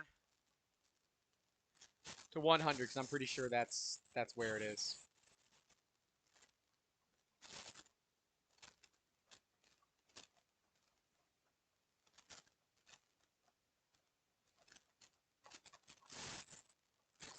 We're just waiting. I hate this about these printers. What I love about Duets, and that you can just put a freaking touchscreen on them where you can enter a console command, and I could just do it over the console. And I know I could connect to this printer via USB. I don't have the USB cord. It didn't come with one, and I don't want to go into my house and search with my crippled ass to find one. So we're just not gonna. We're gonna try to make it work with what we got. Okay, all right. We're at 100.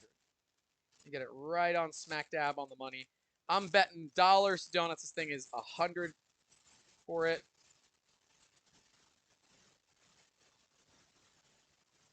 Store those settings. Pair, move axis, move extruder. 10 millimeters. Let's do another measurement. This is how I've always done it. I know there's like a formula that you can use and all that, but I've never done it that way. I've always just done it the hard way. I know it's like not the way they recommend. I really don't care the way that people recommend. I just do it the way that I do things. And you know what? If that bothers people, that is a-okay with me. I'm not here to make everybody happy. I'm here to make cool content for the internet. And cool parts for random people on the internet. I'm all wound up.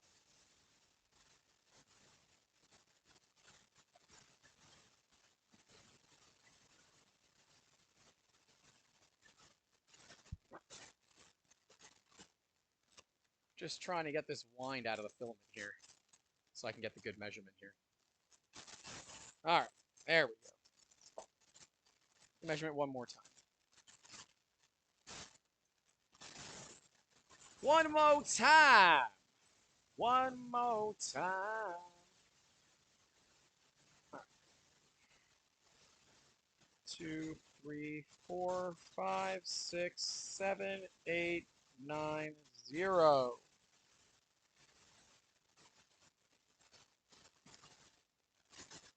It's so crazy how little filament it's extruding now.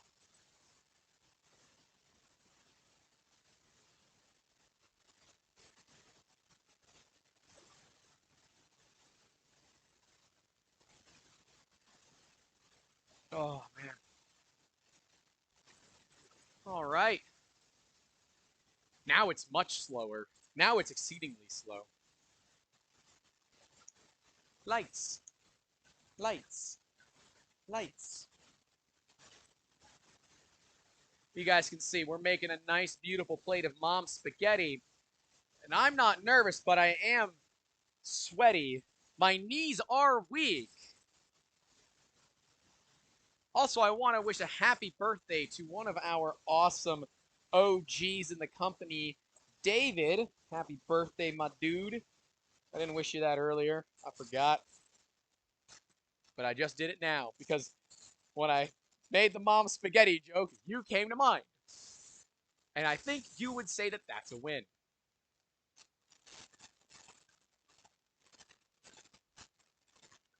We're getting there. We're still moving.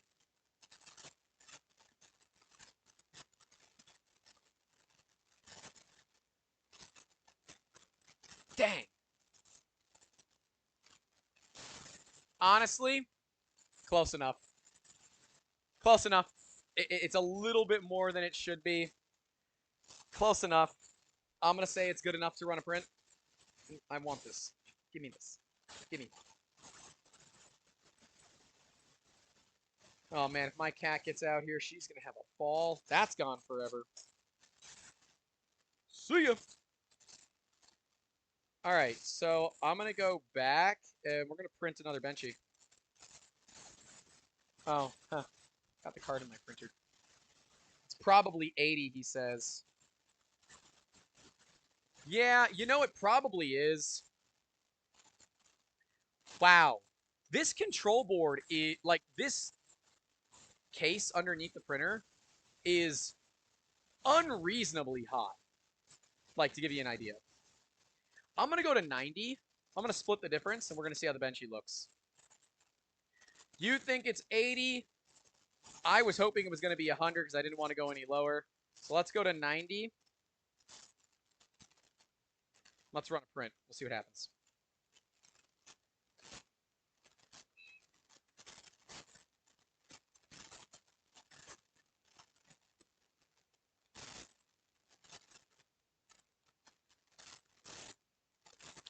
And because we did all this when the printer was hot, this should all be pretty simple for the printer to do because it should already be at temperature.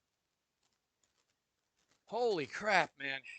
I am in pain today. We are in pain today. In pain in the membrane. Oh. In pain in the brain. Oh.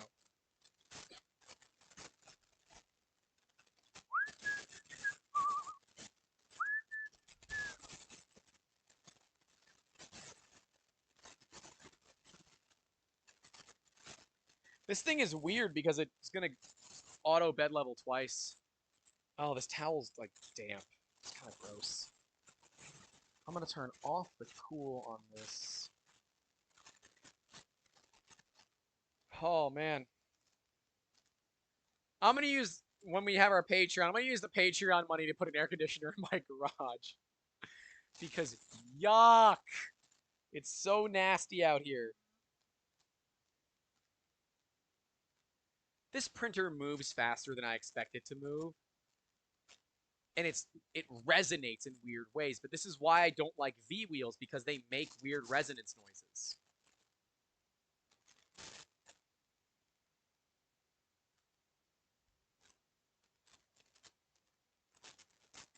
You're gonna bed level one more time because you hate yourself.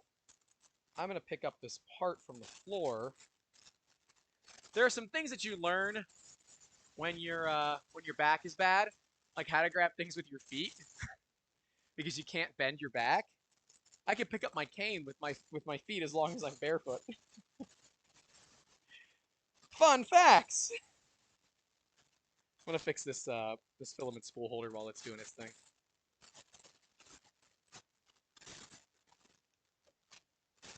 God, it's so violent when it does that. It hasn't extruded crap yet. Okay, there it goes. Now we're extruding.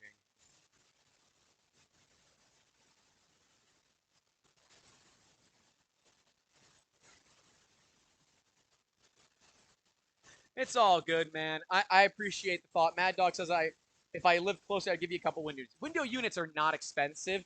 I'm just cheap. And I spend a lot of money on this channel. Like, I literally have a spare camera here in case one of these two cameras die.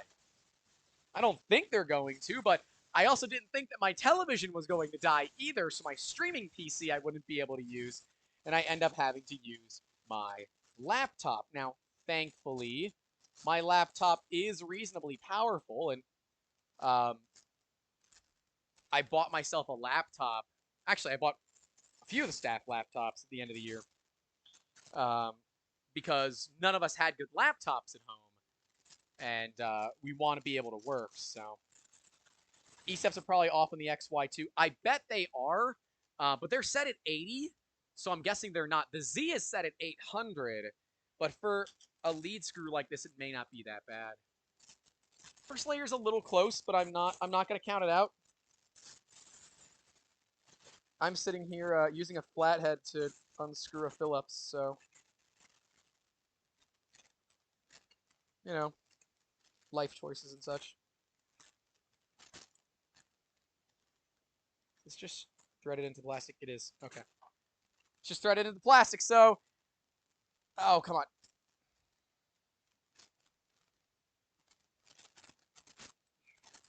I am bending metal. There we go. Pull the screws out. Thank you. Good Lord have mercy.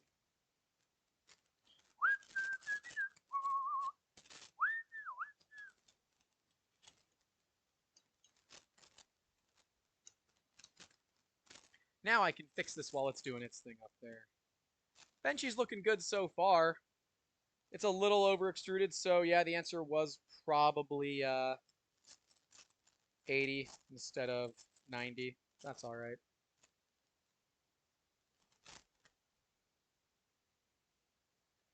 I would put the filament spool up here because it shouldn't interfere with anything up here. So that's where I'm gonna put it. Actually, I'd probably want it on the front of the printer, something like this. So that's where I'm going to put it because the client isn't here to tell me otherwise, so I can just do things the way that I want.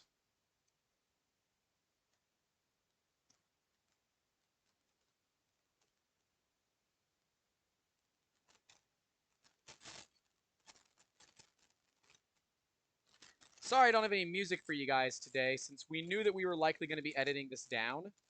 I didn't want to have music on there to make the work harder on our editors. By editors, I actually just mean Andrew, because we only have one editor right now. By the way, 3D Musketeers is hiring. If you guys are looking to get a job doing CAD, marketing, or sales, actually more business development than sales, reach out to us. We have a link right in the description for a public email. It is youtube@3dmusketeers.com. And you can ask any of the other staff. We have a pretty cool work environment. I'm only mean half the time. I mean, come on.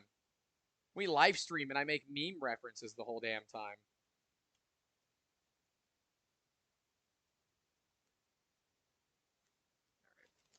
How are you looking?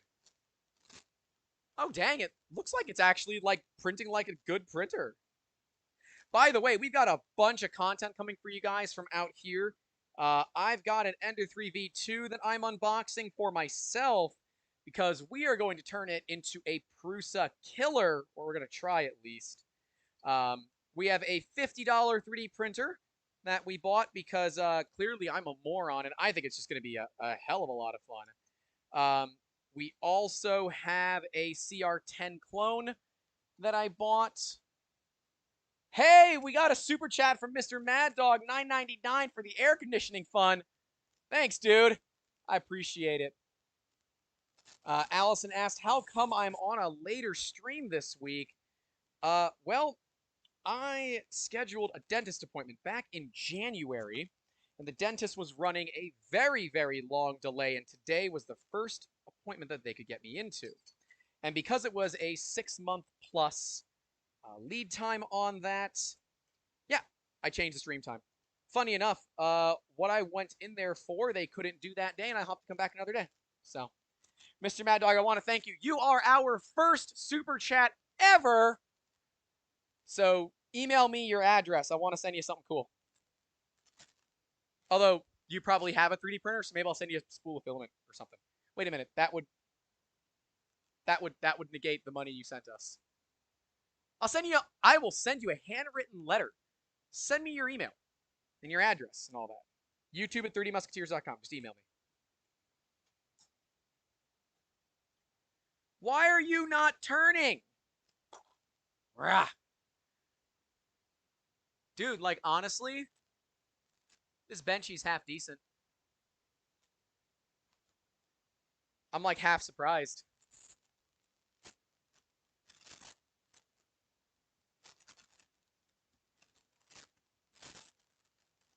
I'm so excited I got my first super chat.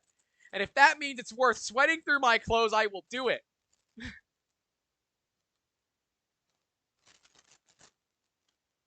I just announced it in our company Discord. Yeah, Lightspeed, someone had the freaking extruder up at 463 steps per millimeter. It's down at 90 right now, and it's actually probably still over extruding just a hair. So there you go. Sometimes. Some friggin' times. Some days when I'm all alone. I know, don't quit your day job. I don't have a day job. I'm a weird guy on the internet that yells about cricket. But people love it, and I am here to give the people what they love. Honestly, this Benchy is looking way better. This Benchy is looking way better than I would expect out of a printer in this category for price. And that should kind of tell you something. I gotta move around a little bit more, man. I am feeling the pain.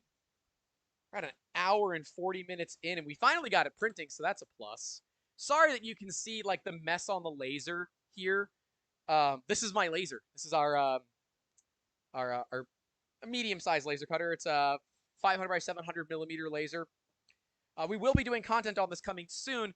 As soon as we're done with the series on slicers, which Chitu Box is coming on Friday, so make sure you guys get subscribed for that. We're going to probably move into a laser series because we're going to be doing a lot of products that involve the laser cutter. and a lot of products that involve 3D printers. And we know a lot of people love 3D printers, so we'll do that for them. This one is just not having a ball today. I'm going to take this off and figure out what's going on.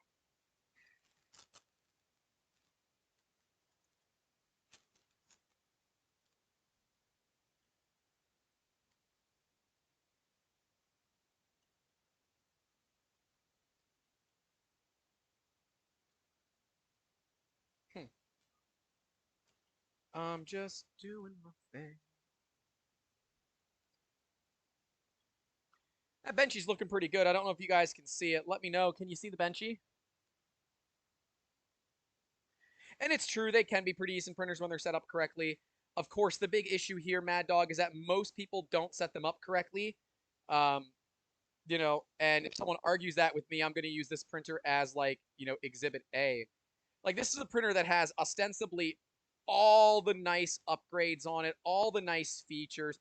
It's got a TH3D friggin' bed probe on it, which I think is really one of the things these printers are missing is auto bed leveling. Um, you know, and once they get it, it makes things a whole lot better. I am just trying to get this in place, my dude. All right, it's in place. And like someone clearly put some time, effort, money, and energy into this printer because, you know, it's converted to a direct drive and all that. I can now put this up here. That makes me much happier. Yeah, honestly, this benchy looks pretty darn good for what it is. We got another super chat from Lightspeed. Geez, who searches cricket on YouTube? Grandmas and stay-at-home moms who like trauma. Just saying. Don't forget Lulzbot stream 722 at 5:30. That's really rude. Don't talk about people like that.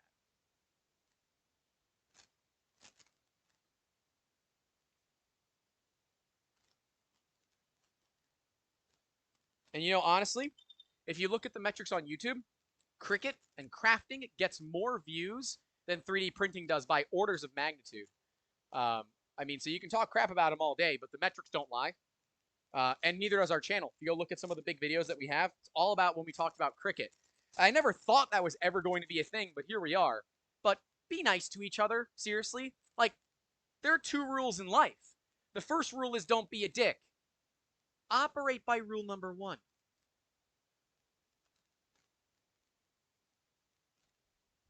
The Cricut game is good, especially with their new smart materials, which are fake, which is hilarious. We might do a video about that. I'm trying not to milk the dead horse of Cricut on our channel because like it's just whoring views at that point, and I don't want to do it. I want to create content that we actually enjoy and that our viewers are going to enjoy because hey, a lot of the people that came to us for Cricut content, some of them actually stayed and they've bought their own 3D printers now, and it's really cool because they email us and there's this whole journey through, and I enjoy following along with them. Now this bench is actually pretty darn good, like impressively good.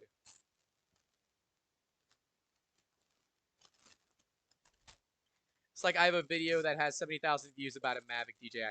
Sometimes the YouTube algorithm is stupid.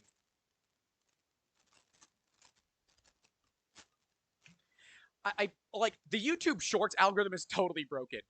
The and Lightspeed, you'll know the unboxing of Jesse PLA filament. It got 1,800 views in 1 hour and then has not gotten another view since. Why? Because YouTube Shorts, and that's what it does. I don't pretend to understand this.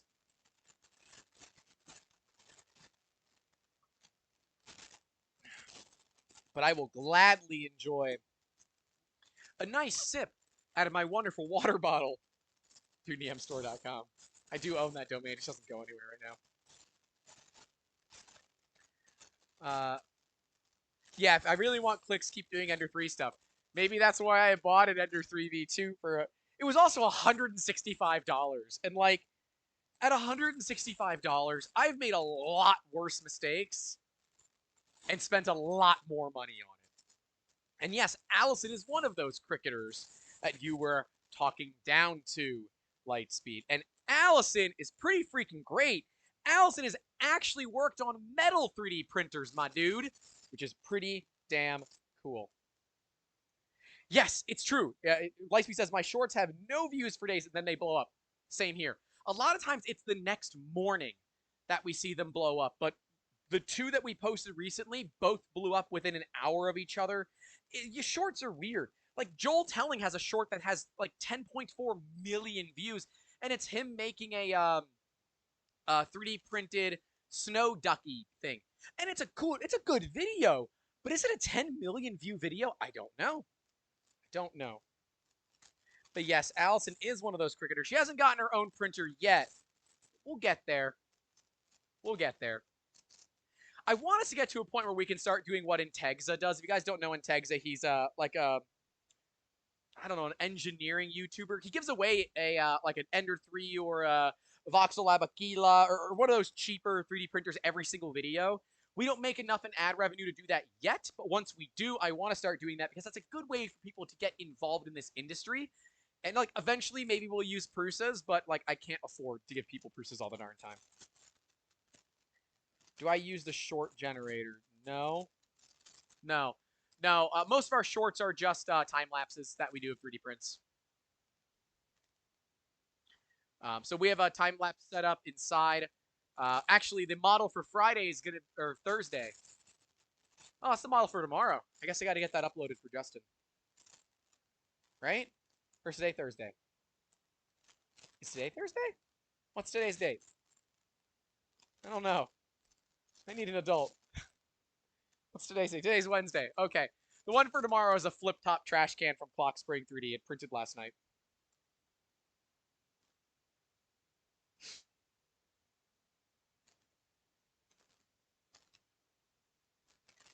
Just waiting for things to do their things.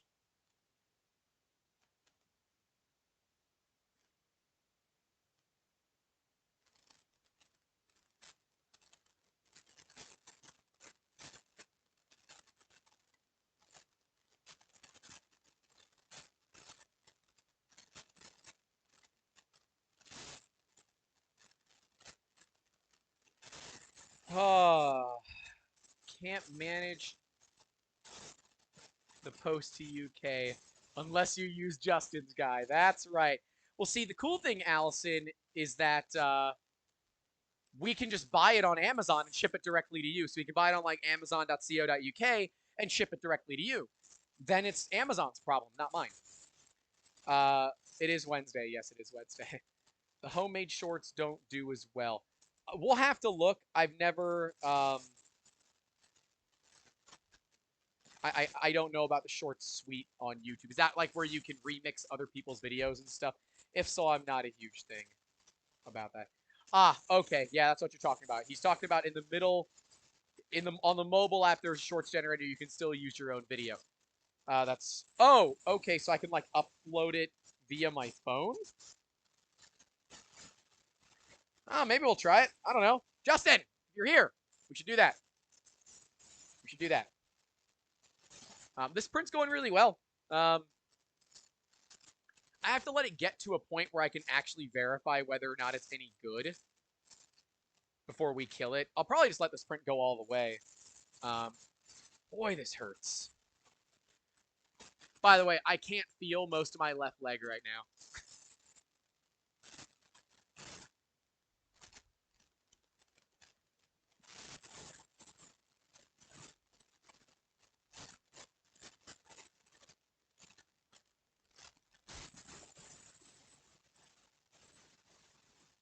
I let Justin know that we should try it. We'll try it for Thursday's video, probably. I am debating on adjusting our content schedule because right now it's very hard for us to get ahead. And my concern is that if we continue on a Monday, Wednesday, Friday of main channel videos, we're going to die out here pretty quickly. And the content's not going to be as good, and I won't be able to really help you guys out. You know, and medical stuff is getting crazy. There should be another medical vlog going live tomorrow, too. I had a epidural spine injection, and they actually let us bring the camera in, which was really cool. But I'll give you a spoiler on it. It was pretty easy. It was one of the easiest injections I've had in a long time. Um, so that was kind of cool. I do have a bar stool. That's a smart move. I should sit on the damn bar stool. Like, there's literally one behind me. Ha! Huh, that's much better. I mean, the issue still stands, and I don't even know if you guys can see me because I think I'm. Oh, okay. Yeah, you can still see me. The issue still stands that my legs are done. Um, yeah, I'm sitting on a bar stool now. I forgot that I had one. It's just not very comfortable, and comfort is like 9/10 of the law as far as I'm concerned right now. So, at least we got this. We had the filament spool used to be up on top of the x-axis there, so at least we got that down. I'm happy about that.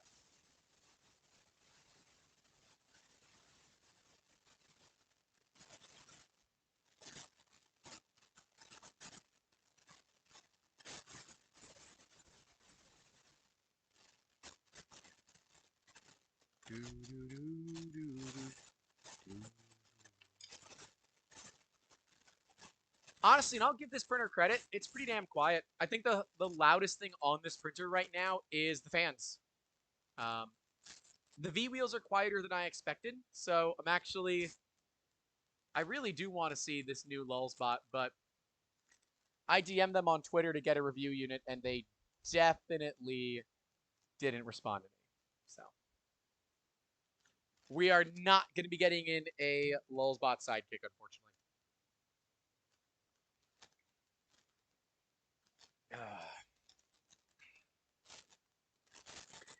Yeah, I would bet this thing has a silent board. It's got an XT90 connector for the bed, um, and some other like janky, weird wiring. It's got LEDs built in, so someone did that wiring. I see a bunch of blue lights on the inside. Really don't know what's up with that, but they're there.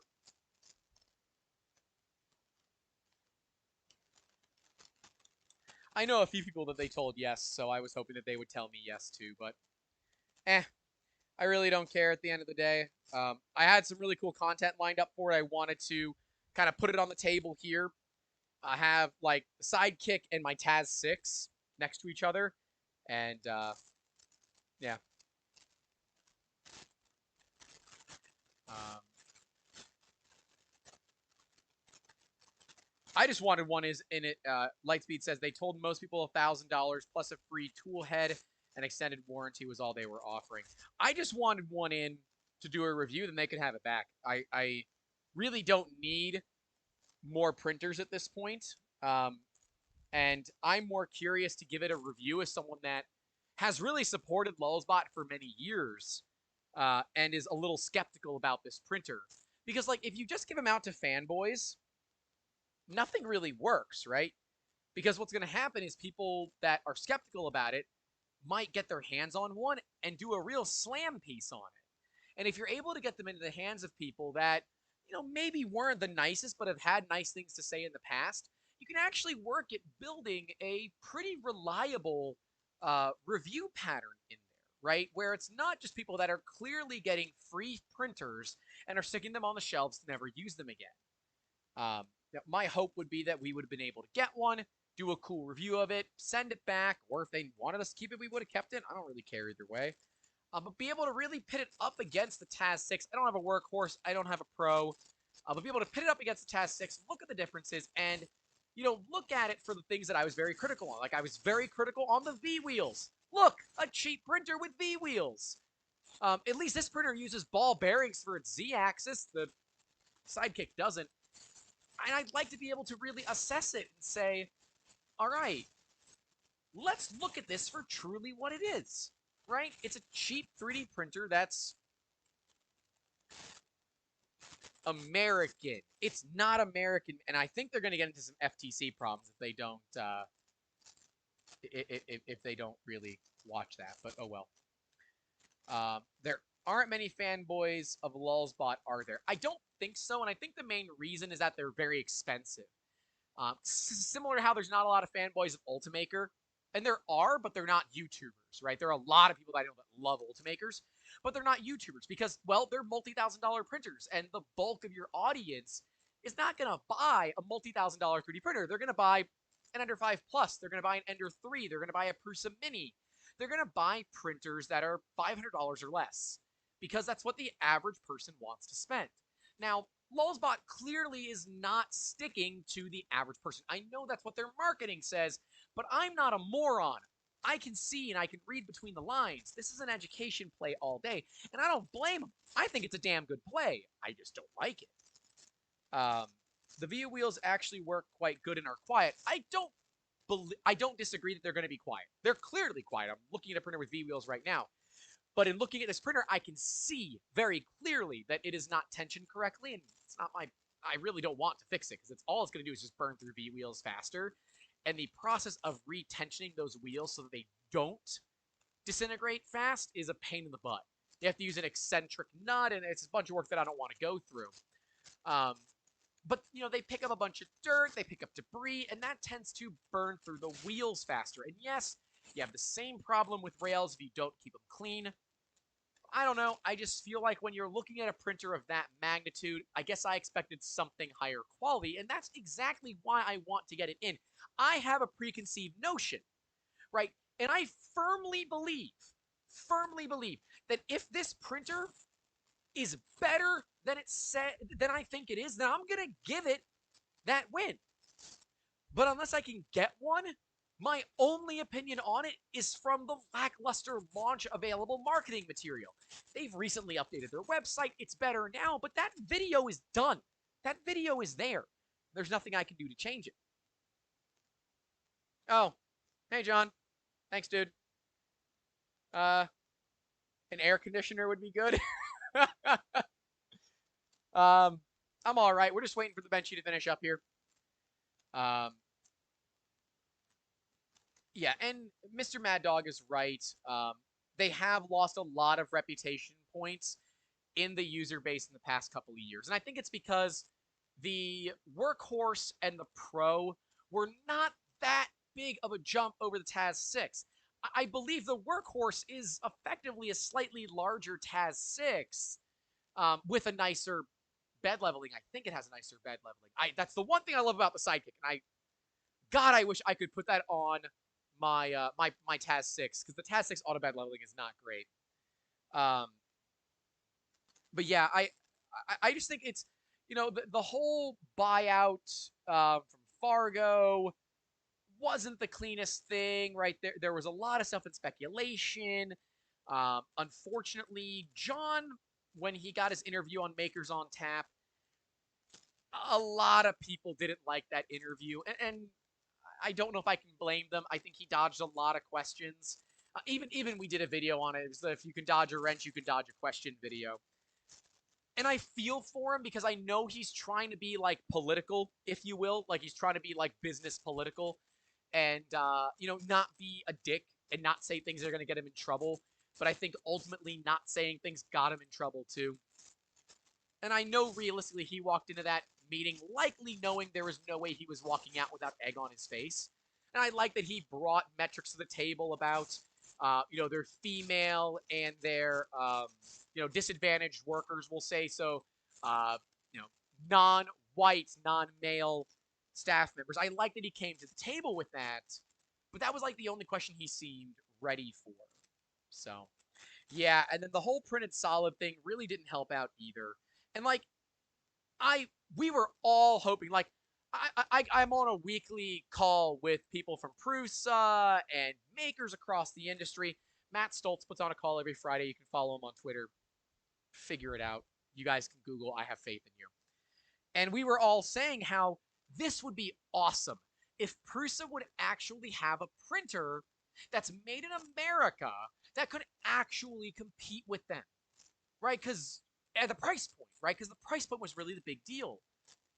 And unfortunately, it didn't, right? They're at $1,000. And yes, I know a full built MK3S Plus is also $1,000, but a full built MK3S Plus is a much bigger printer than a 289. And I said it in the video, I'll say it again here.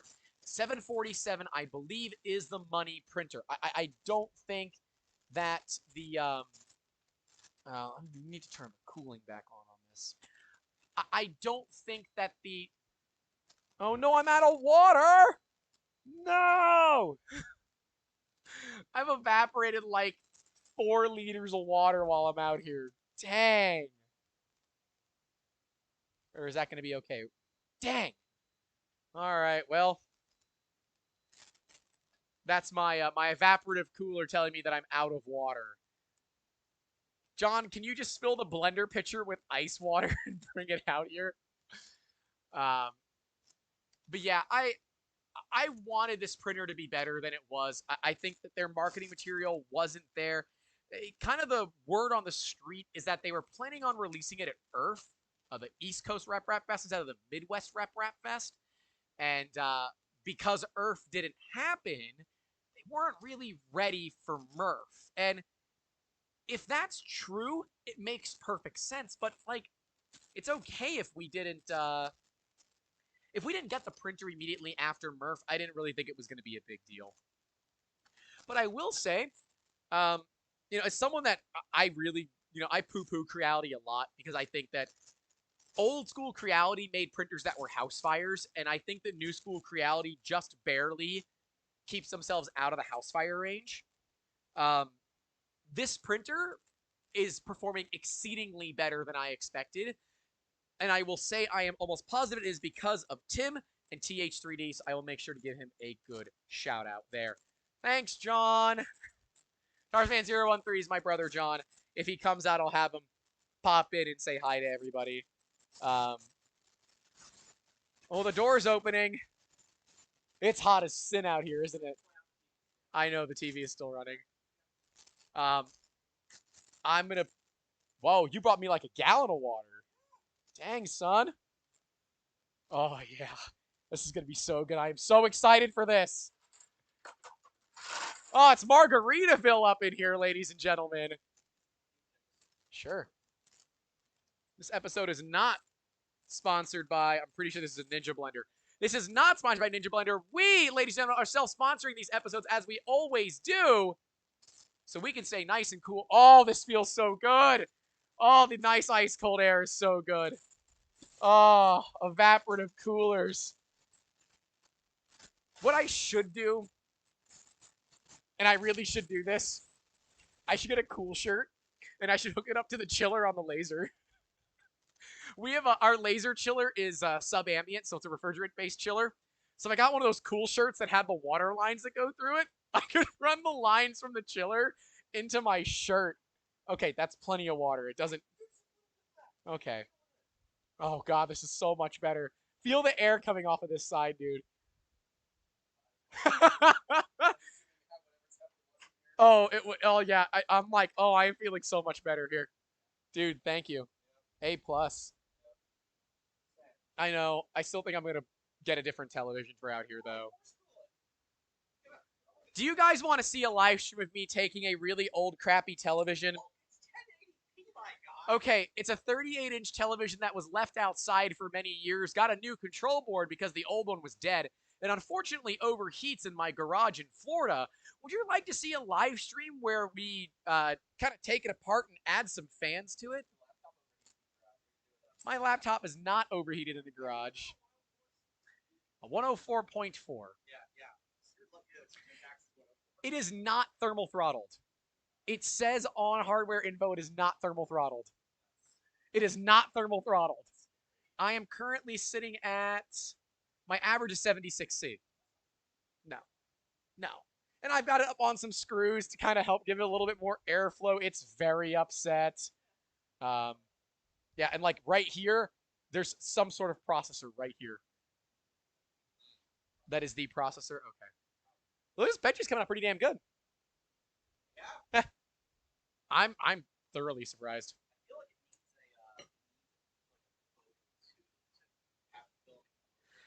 I mean, yeah, it should have like a reverse bowden setup, and so I can talk about that real quick. Yeah, it'd be a reverse bowden setup, so you'd have a connector here, and then one that's not a reverse bowden setup, kind of. Um, but yeah, similar to what the Taz does. That way, the filament doesn't just like flop in the breeze here. You do. It's pretty low because of the way this axis moves at this particular place. But I did take it off of here. It's much better over here. Yeah, it's a lot better over here. Is Allison asked if you're camera shy today? John's not dressed for camera. John got home. I got home, immediately took off all of my black clothes. Yep, John's in base. I've been like freaking gym shorts and a white tee. It's true. Do you bring your hand on camera? You can wave hi. Keep going. Oh, I hold on. I gotta open up on OBS. Yep, there you are. You're on. People can see you. Okay, bye. Thanks, dude. It's fine. More water stuff, basically. So this thing is a little bit stringy. That's a pretty easy thing to burn out of it. You know, the filament's old. It's probably not the greatest retraction settings. But you know what? This whole, like, ridiculous, bowden setup thing here is actually working better than I expected it to. Feel these motors. Wow, these motors are hot. Now it is also my garage in Florida, so whole system is still pretty warm. How's the XT90 connector? That feels okay. Because Crealities are known for using like the bottom of the barrel XT60 connectors. I mean, you know, honestly, I want to give Tim some credit here. That's pretty darn good. Oh, oh man.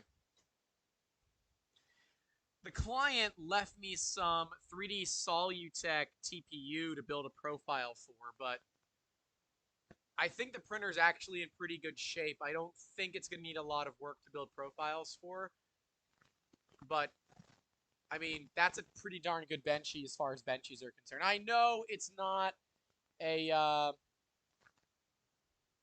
what is it? It's not a Voron benchy, right? Voron benchies are generally vastly superior to most. But it is still a benchy nonetheless. So, I like it. We're still recording. Oh yeah, we're over 2 hours now. Over 2 hours, ladies and gentlemen. Don't forget to get subscribed as well. Leave a like on the video. Helps the channel grow. Yeah, I'm gonna wait till this thing's done because I want to really review it on camera. I like having this top-down camera. This is nice. You can barely see it in frame, but that's just because of the way that it's mounted. I can push it up. It's on a magic arm, and magic arms are pretty great. I brought out like all these extra tools. I even brought out a little mini butane torch, and I ended up using like a set of Allen keys, a hobby knife, some PTFE tubing, and a little bit of grit. I even brought out acupuncture needles, which are generally the right size to unclog nozzles if you need to. So this was all a user error thing, and this is, again, part of my gripe regarding printers that are... Oh, I got up a little too fast. That hurt. Oh. Sorry, ladies and gentlemen. Oh. Oh, muscle spasms suck. But yeah, where the hell was I on this? Oh, gripe about non-all-metal extruders. Because eventually this liner, this PTFE liner, degrades. And I don't know if you'll be able to see it. Let me see if I can show it off the camera here. I need to pull up OBS because YouTube is a little bit slow. You're probably not going to be able to see it, but it is swelled quite a bit from factory because it gets hot. And over time, that PTFE is a replaceable item. And all you got to do is just make sure you cut it to the right size, which is what we did here. I think when it was originally done, it was cut too short, and that was likely causing the bowden tube to not fit in properly. It appears now that it fits in a lot better. The extruder seems to function as it should. Yeah, she's very stringy, but meh. Not that big of a deal. Yeah, this thing is dead, so I'm putting my microphone right next to the motor. I'm pretty sure this thing is running a silent board. These motors are hot. I don't know what the client paid for this printer. Ugh. But I have a feeling he got a pretty good deal. I mean, a little bit of like technological know-how would have gone a long way to helping him out here. However, I believe that he got a good deal overall.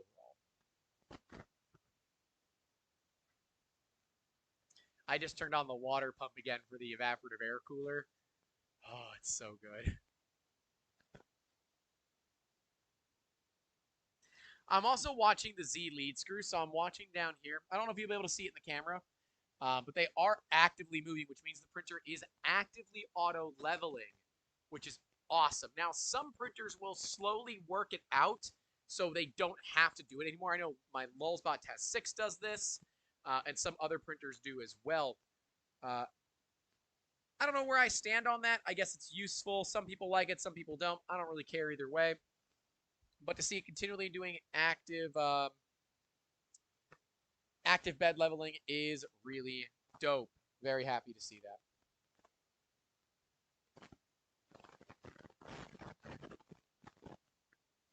Woo! The video capture cards are very hot. I'm running them via USB-C. It's fun. Where's the laptop sitting? Laptop is at like 85C right now. Here, I'm gonna reset the temps so we can see what my max temp turns into. I don't know. I'm gonna call this one basically a success at this point. I mean, the printer's running fine. The board is fine. The Deception millimeter were totally screwed. I don't know who did that. I don't know if it was the client or if it was the person that sold the printer to the client, but whoever did it, shame on them. I don't like them. Is that somebody here? Oh, it sounded like the door was opening. I don't know. What do you guys want to talk about? Let's talk about something. Somebody comment something. Let's talk about something.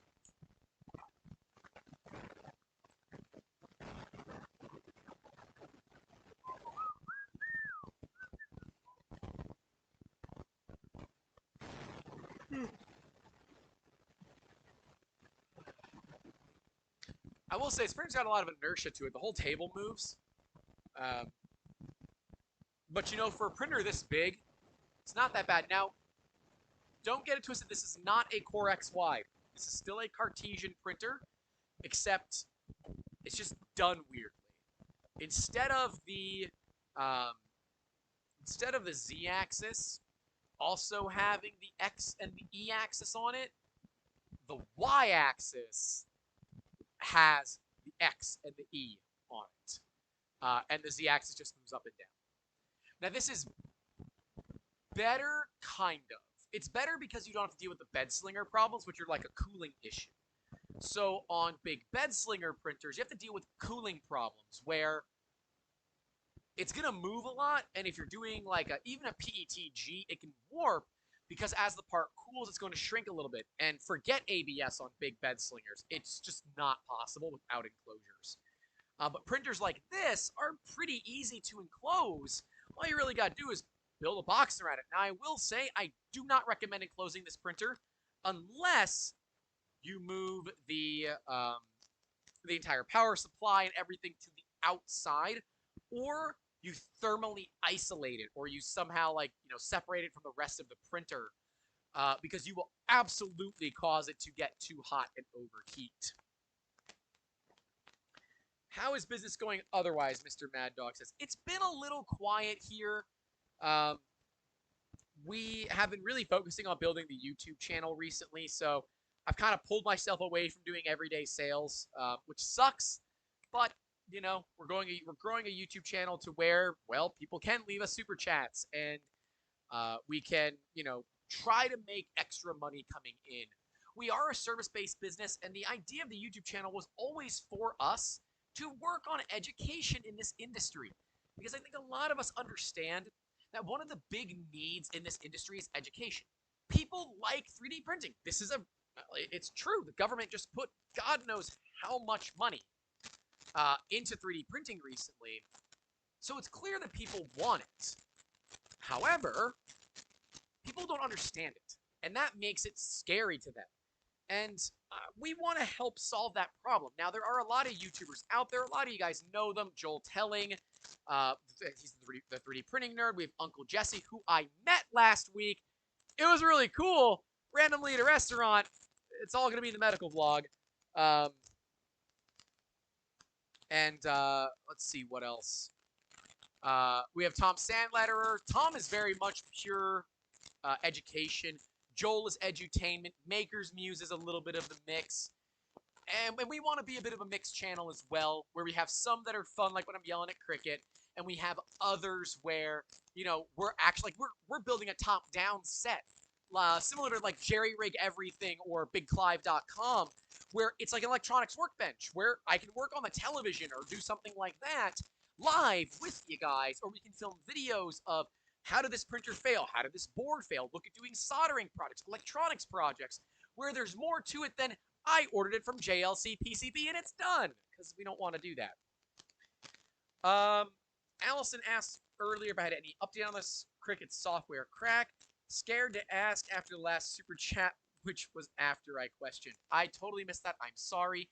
I have not heard anything back yet. It's Lightburn that's doing it. I mean, it's reasonably not private anymore. I know there's some logistical stuff they have to deal with, and that's no surprise to me.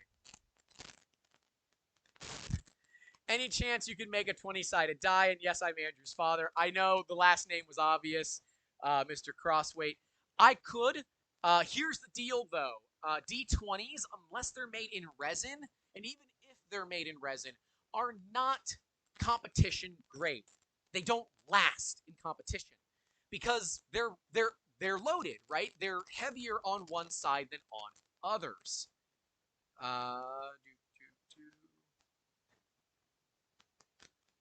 I got some messages. Sorry, I'm dealing with it real quick. Sorry. Amber's at work and she sent me a message, so I wanted to respond to her real quick.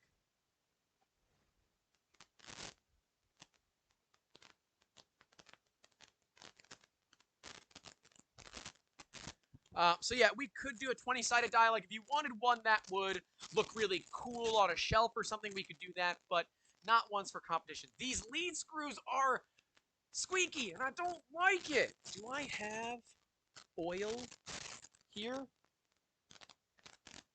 I don't. I see WD-40, but WD-40 is not a lubricant. That squeaking is going to bother the piss out of me. But yes, D20s are totally possible. We've done them out of resin before, but we tell people they're not competition dice. They will tend to roll certain numbers more than others, especially if they're FDM 3D printed. They will absolutely roll certain numbers more than others. But yeah, we can totally do it.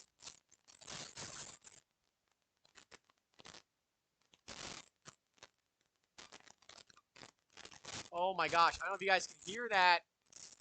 Do I have anything? Oh, wait, I might. Let me see if I have anything in this file cabinet.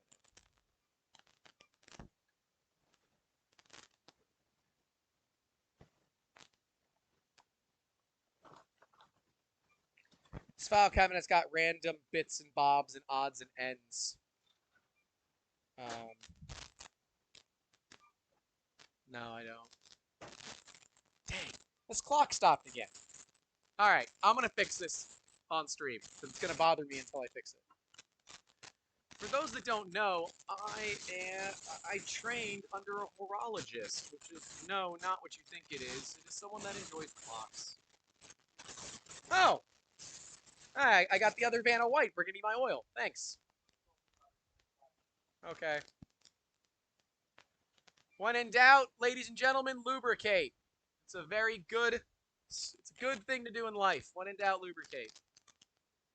And remember, the little dab will do you. The bigger the gob, the better the job. Am I right? Oh, no, don't do that. But I am just gonna get a bunch of oil because this is very, very dry. And oil is cheap. This is just a standard synthetic sewing machine oil. Nothing fancy to it. It doesn't have to be fancy. It just has to work. Sewing machine oil actually does a phenomenal job. I will find your family. I will find your family. There. All right. I got some into the threads. Oh, I hate you. I hate you so much. With a passion. With a passion. I hope your squeaks. I hope your squeaks go down in infamy.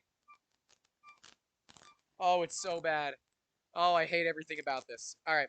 Those that don't know, I trained under a horologist for a little bit.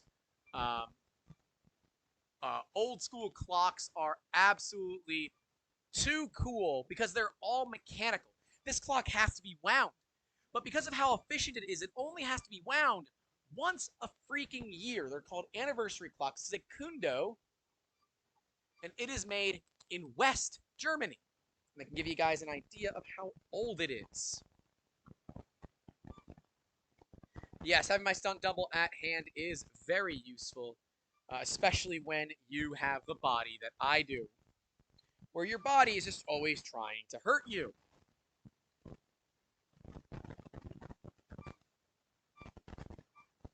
I'm gonna. What is squeaking?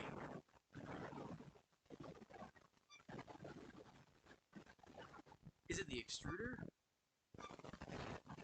No, it's over there. It's on this side of the printer.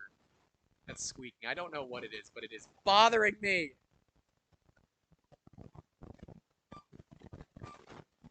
I lubed the whole thing up and it's still squeaking.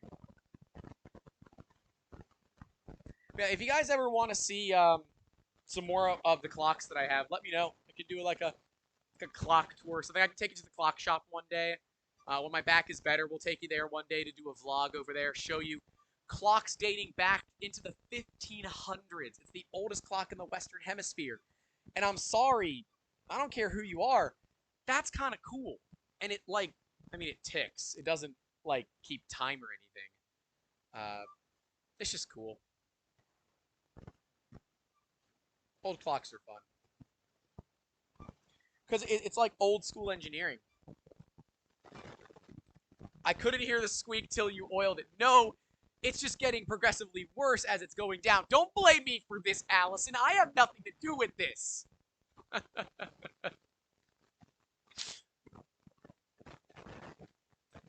I didn't do it. If the squeak does not fit, you must quit. I think that's how that goes. Pretty sure that's how that goes.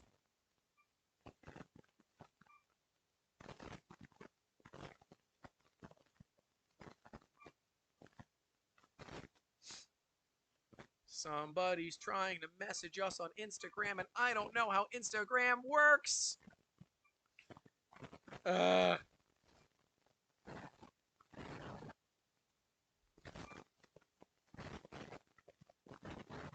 internet connection. That's hopefully not right.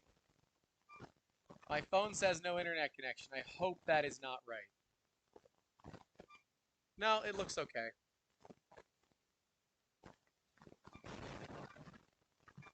Oh, that squeak is so bad. And I hate everything about it. Oh, Tim is also streaming? That's cool.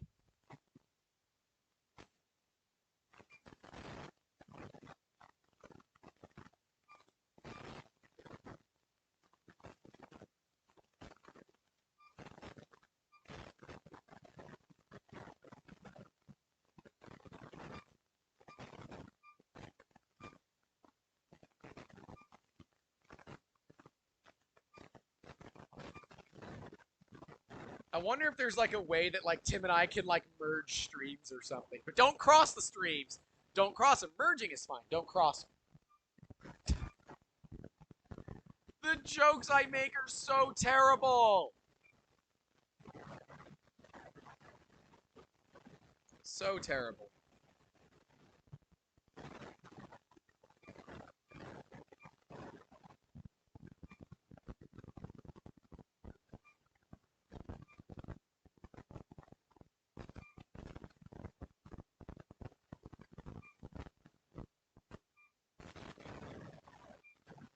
Somebody just left a comment on one of our videos. See, I love this kind of thing. As an engineer who has run up against most of these types of issues and clients, I find this very entertaining. This sounds exactly like so many conversations I've had with a few of the other engineers I work with while locked in the dungeon, of course. Got yourself a new subscriber. This was on Making Awesome number 25, How to Talk to Engineers. Um, yeah, yeah. So, hilarious. It's true, though.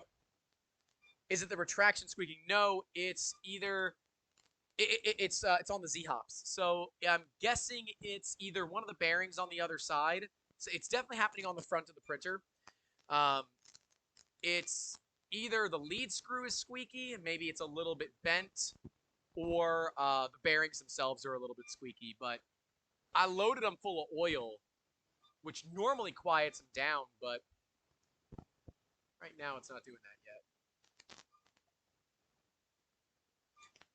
Oh, and it's resonating. So I was holding on to the bearing block there. It is absolutely resonating through the bearing block. I have some Z-Hop turned on because I really do prefer to have Z-Hop on the printers. I think it matters a whole lot. More oil here. If you think you got enough, double it up, sailor. Don't do that. Don't do that. That's bad.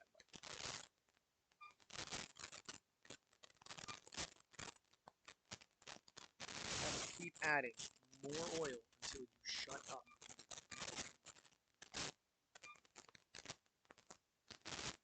I'm hoping that I can get the oil to wick into it, but I don't think it's gonna. I think it's just gonna fall. Yeah.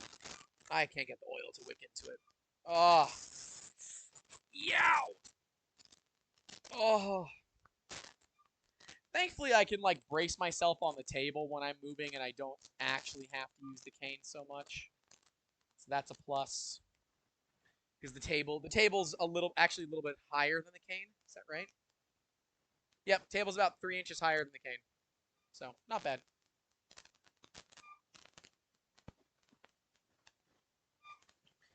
So Mad Dog's asking, is it the base bearing at the bottom?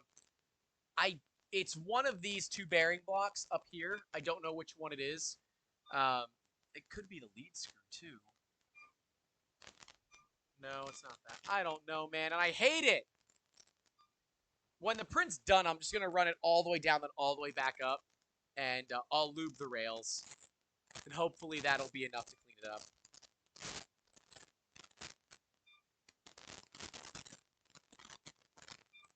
I think this thing's got a silent board in it. I don't think I've ever heard an Ender 3 be this quiet before.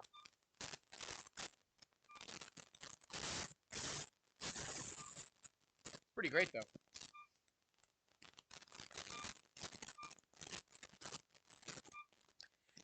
See, I want to do a video on this, and I even talked to the staff about this, to do, like, the best lubricant for 3D printers. I've always used a light machine oil.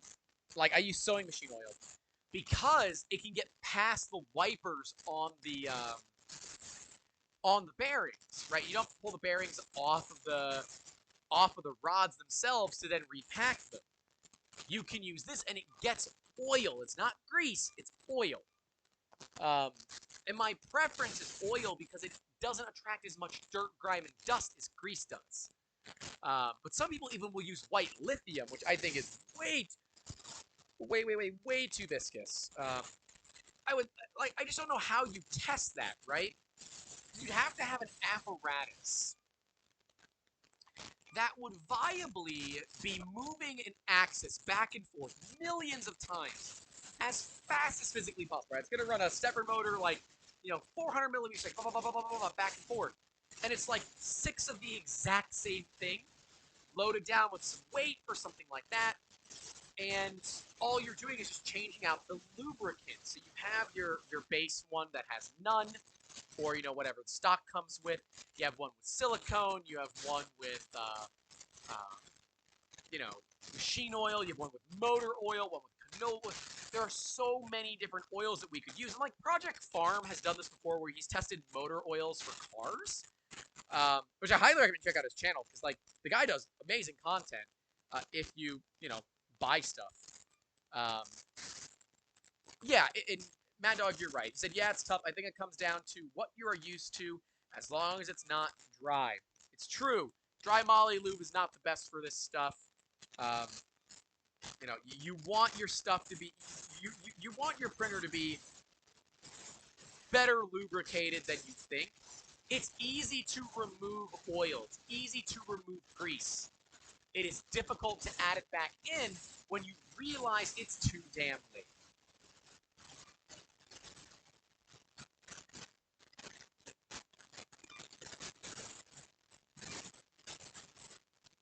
This noise is terrible.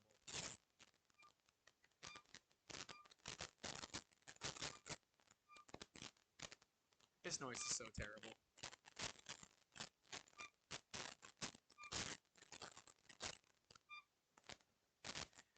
Am I getting still some feedback from the microphone cable? I'm sorry if I am. I'm assuming it's the fan hitting it. There. I'll leave the fan in one place, so hopefully it won't be too bad. No, that doesn't help it. I'll turn the fan down a little bit so it won't be that bad for you guys. That squeak is only getting worse, though.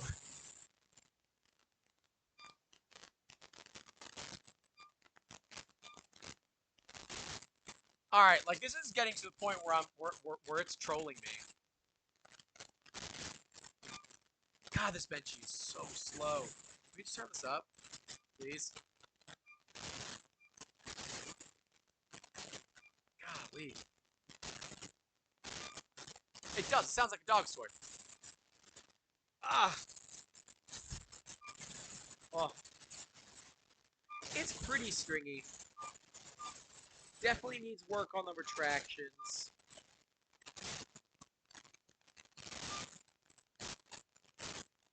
I don't actually think it's over extruding. It might be over extruding a little bit.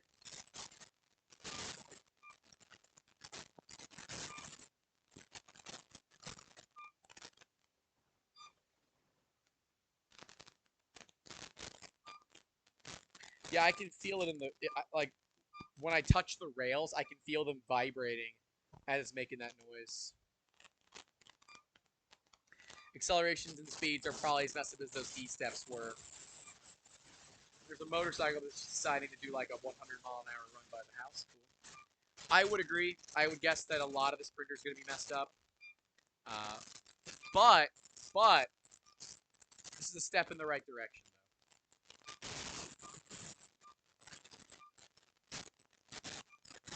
though. Boy. I probably should have had it retract faster and more. It does not appear that 2 millimeters at 55 millimeters a second is enough.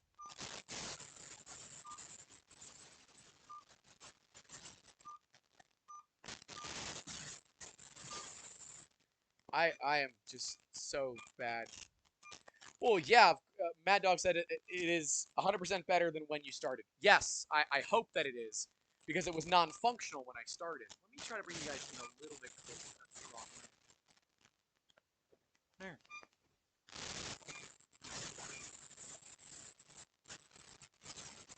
I don't know if that's a better angle for you. I assume it is. By the way, the camera that is doing this is completely upside down. I'm just like, flipping the image. Oh yeah, that looks way better. Way more better. I am just no. So much no.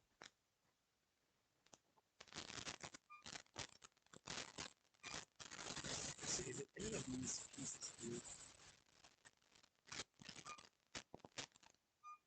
Like all of these screws don't do anything. There's oh yeah, lots of spider webs. Like I said, the retraction isn't great on this. It definitely needs better retraction. That's okay. Like ultimately, by the way, that's real zoom. That's none of your digital zoom BS. That's like actual optical zoom.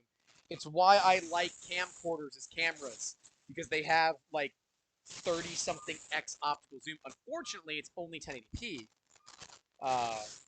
but yeah. I've also got full control over the lighting overhead now. See? This is more like what you guys were used to.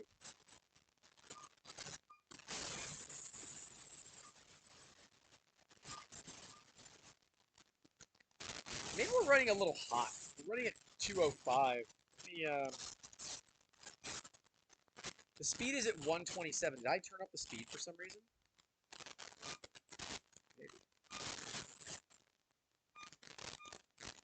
I'm going to go down to 195 for the speeds, or 195 for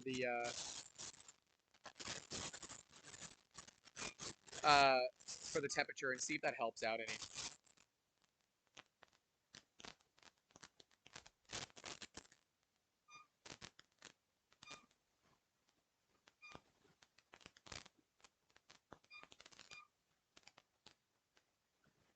I'm just checking on my side. You guys actually probably have a pretty good view of it too when the extruder's out of the way.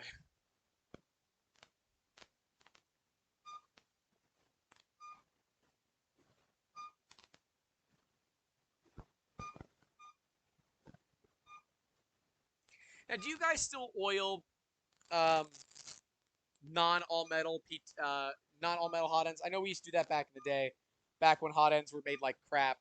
He used to put a little bit of canola oil or something in it, so you could basically season your hot end like you would season a pan. I'm told that's not a thing anymore, because even cheap hot ends are pretty well made. But I'd love to know, is that something that you do?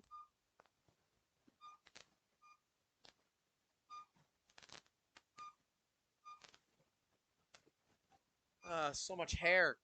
By the way, people are wondering why my hair is so long. I have been growing it out since the 1st of August. This is basically 1 year of hair growth for me. Um, and whenever my back is resolved, we are going to have an awesome charity live stream where our very own Brad is going to be shaving my head for charity. It's going to be fun.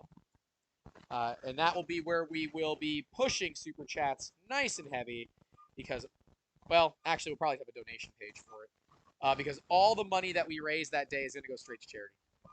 So.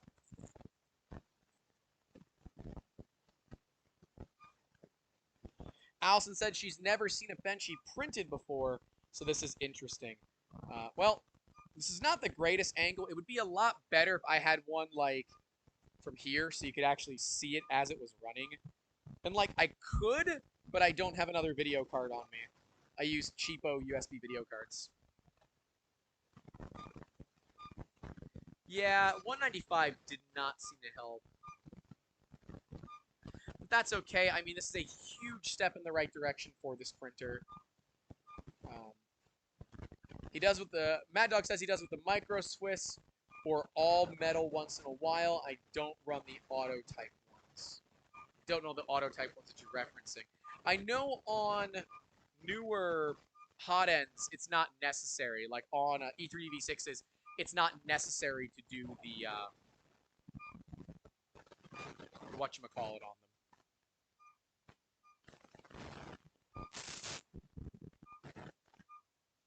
Sorry, I need to adjust the mic cable on my pack. Sorry. This is truly one of the worst voices I've heard in a long time, and I can't escape it.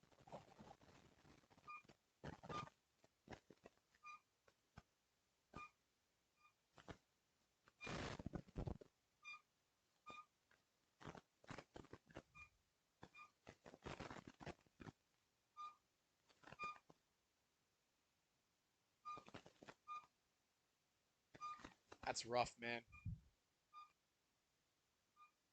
Oh.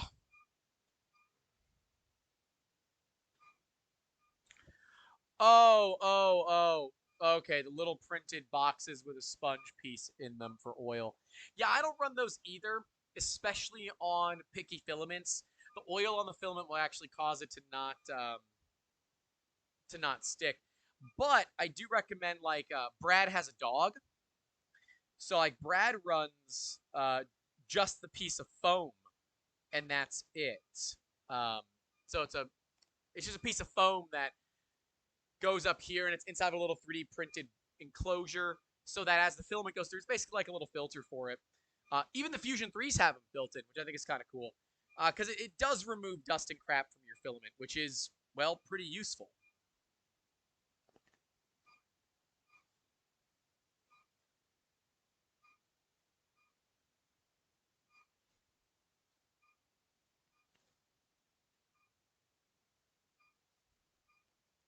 Checking some email on a live stream.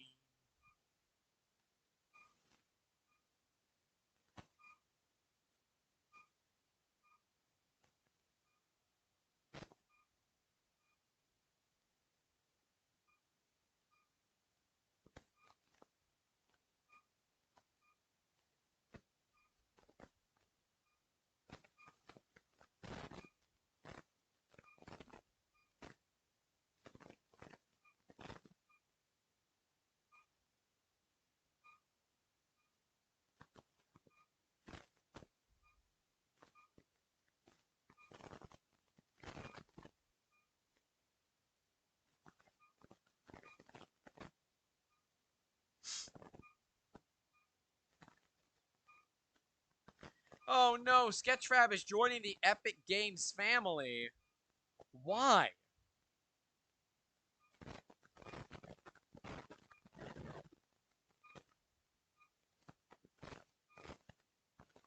I don't know. Weird. Well, hey, if they're able to make some money, good on them. Yes, particulate filter for pets, Mr. Mad Dog says. Amen. It's crazy that this is what it used to look like. Like that's what this used to look like. And now it looks like an actual legit benchy.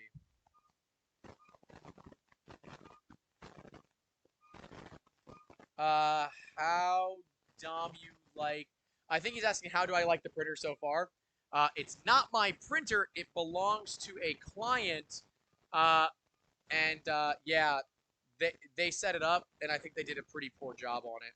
I don't know. Now, I don't know if it was the client that set it up, or if it was a friend of theirs or something. I don't know. I don't know the story behind who set this printer up and why. Um, the squeaking is going to drive me to yeet this printer off the table.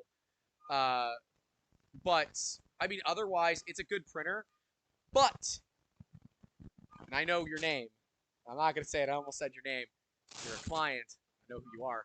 Uh, this is not a stock printer. This is an Ender 5 Plus with a TH3D upgrade. We're pretty certain that it also has the TH3D silent board on it.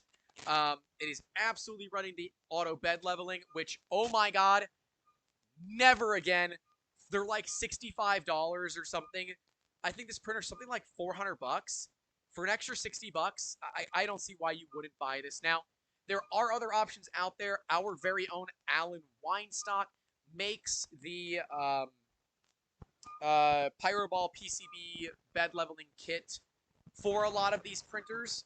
It is not as plug and play as the TH3D, but it is considerably more affordable. So, kind of up to you of how you want to do it. But yeah, auto bed leveling on a printer this big is actually really nice and totally recommended. Totally recommended.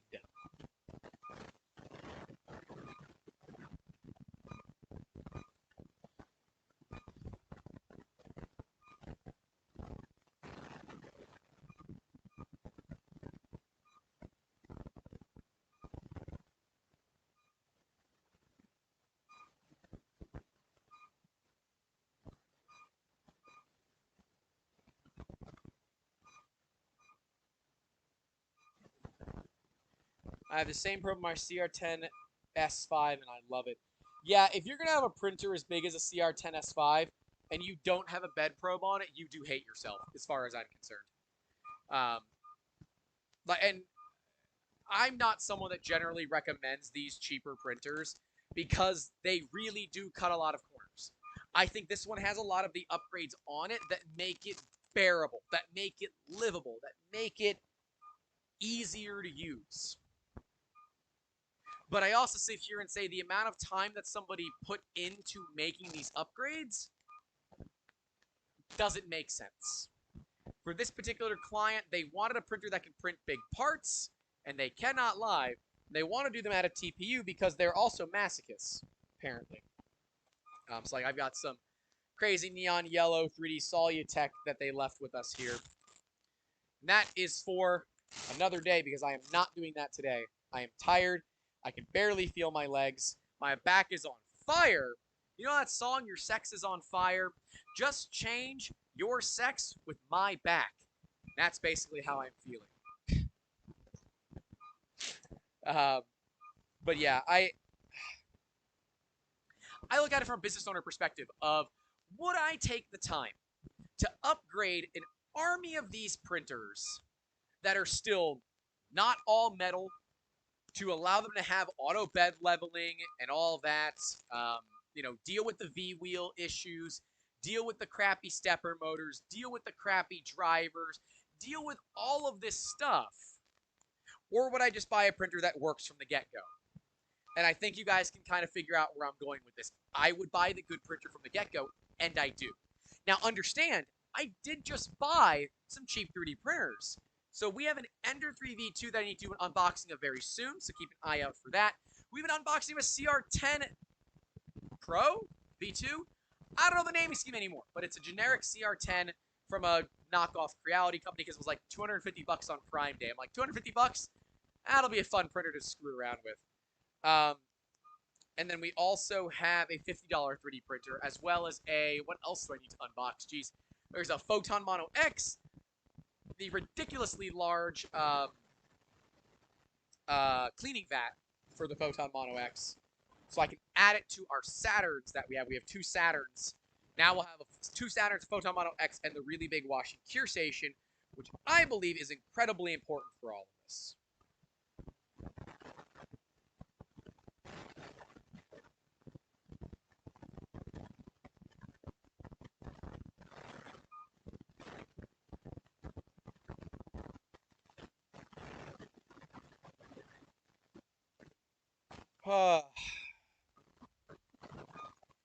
Yeah, so saying your name doxes you, so I don't want to say your name, but he says I have back issues, so I know your pain. Yeah, I have I think they're herniations, but it depends on who you ask. I have 2 herniations slash bulges, L4, L5, L5S1. They are on the left side of my spine, and they are producing marketed nerve impingement, which means that they are applying pressure on my nerves. And I can tell you, it kind of sucks. Um, so you guys have come along with me to the CT myelogram, which, God, the side effects of that were still so bad. And maybe tomorrow, assuming it's done by tomorrow. If it's not, it's not. You guys will come along with me for the epidural steroid injection that I had last Friday, where they actually let us bring the camera in, which is pretty cool. Ooh, bridging performance is not great. It just bridged across the front. I mean, it cooled itself back up. It's not bad, but I definitely wish it had more cooling, and the cooling fan is as high as it goes. And see, this is the thing with these Enders, right? Their cooling fan is just this little tiny thing right over here, and that's it. There's not a whole lot there, and it's not bad, but it's not good. You're not getting that wraparound cooling, and I know that Prusa's don't really do it either. There are some better coolers for these printers that enable you to have, well, better cooling, which is better for your printing experience. Better cooling means better bridging, less stringing, generally speaking, and other things, right? You can print faster if you can cool it faster. Stop with the dang squeaking!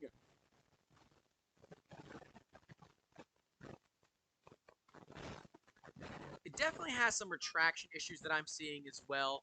So I'm seeing some, are you on the front or the back? I think it's on the back side of the line. I'll have to look at the benchy a little bit closer. But it does look like that we're having some retraction issues with either too much filament or not enough filament being pushed back out.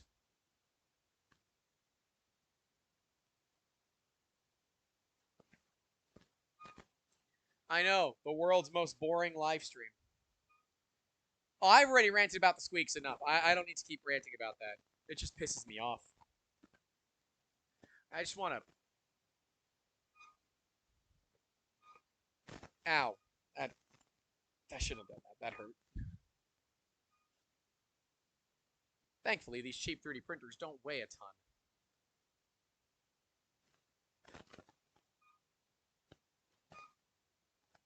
Like, we have a printer around this size. We have a Fusion 3 F410 that's right around this size. And it weighs like 90 pounds. Bullseye, the Bullseye with Pet's Fang duct would work good with the stock 4010 blower. Probably would.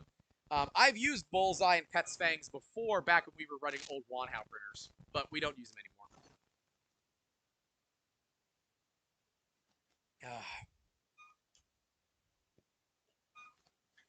What I do use, though, are Segways. Our sponsor, 3D Musketeers. That's right. We're going to continue to self-sponsor these until you guys find companies that want to sponsor us, or companies find us that want to sponsor us. We help you get your ideas out of your head and into your hands, and we're even willing to do a live stream at 4:30 in the afternoon in an unair-conditioned garage in Florida for you all. I love you guys. I have gotten progressively sweatier this entire time. That's okay. We help you get your ideas out of your head and into your hands with full art, part wrapping, prototyping, product development, utilizing cool technology like 3D printers. This one's not ours. This one belongs to a client. Although if he doesn't pay me, it'll be mine. He's like, do I need to put a down payment on it? I said, no. I have your down payment. It's right here. I will hold the printer in escrow. And if you don't pay me, I keep the dang printer. By the way, on stream, or for me, this is my left hand. This is my right hand. Is that right for you guys? Or do I need to flip my video moving forward? I think it's correct, but I'm not certain. But yeah, we're still trying to figure out the lighting in here.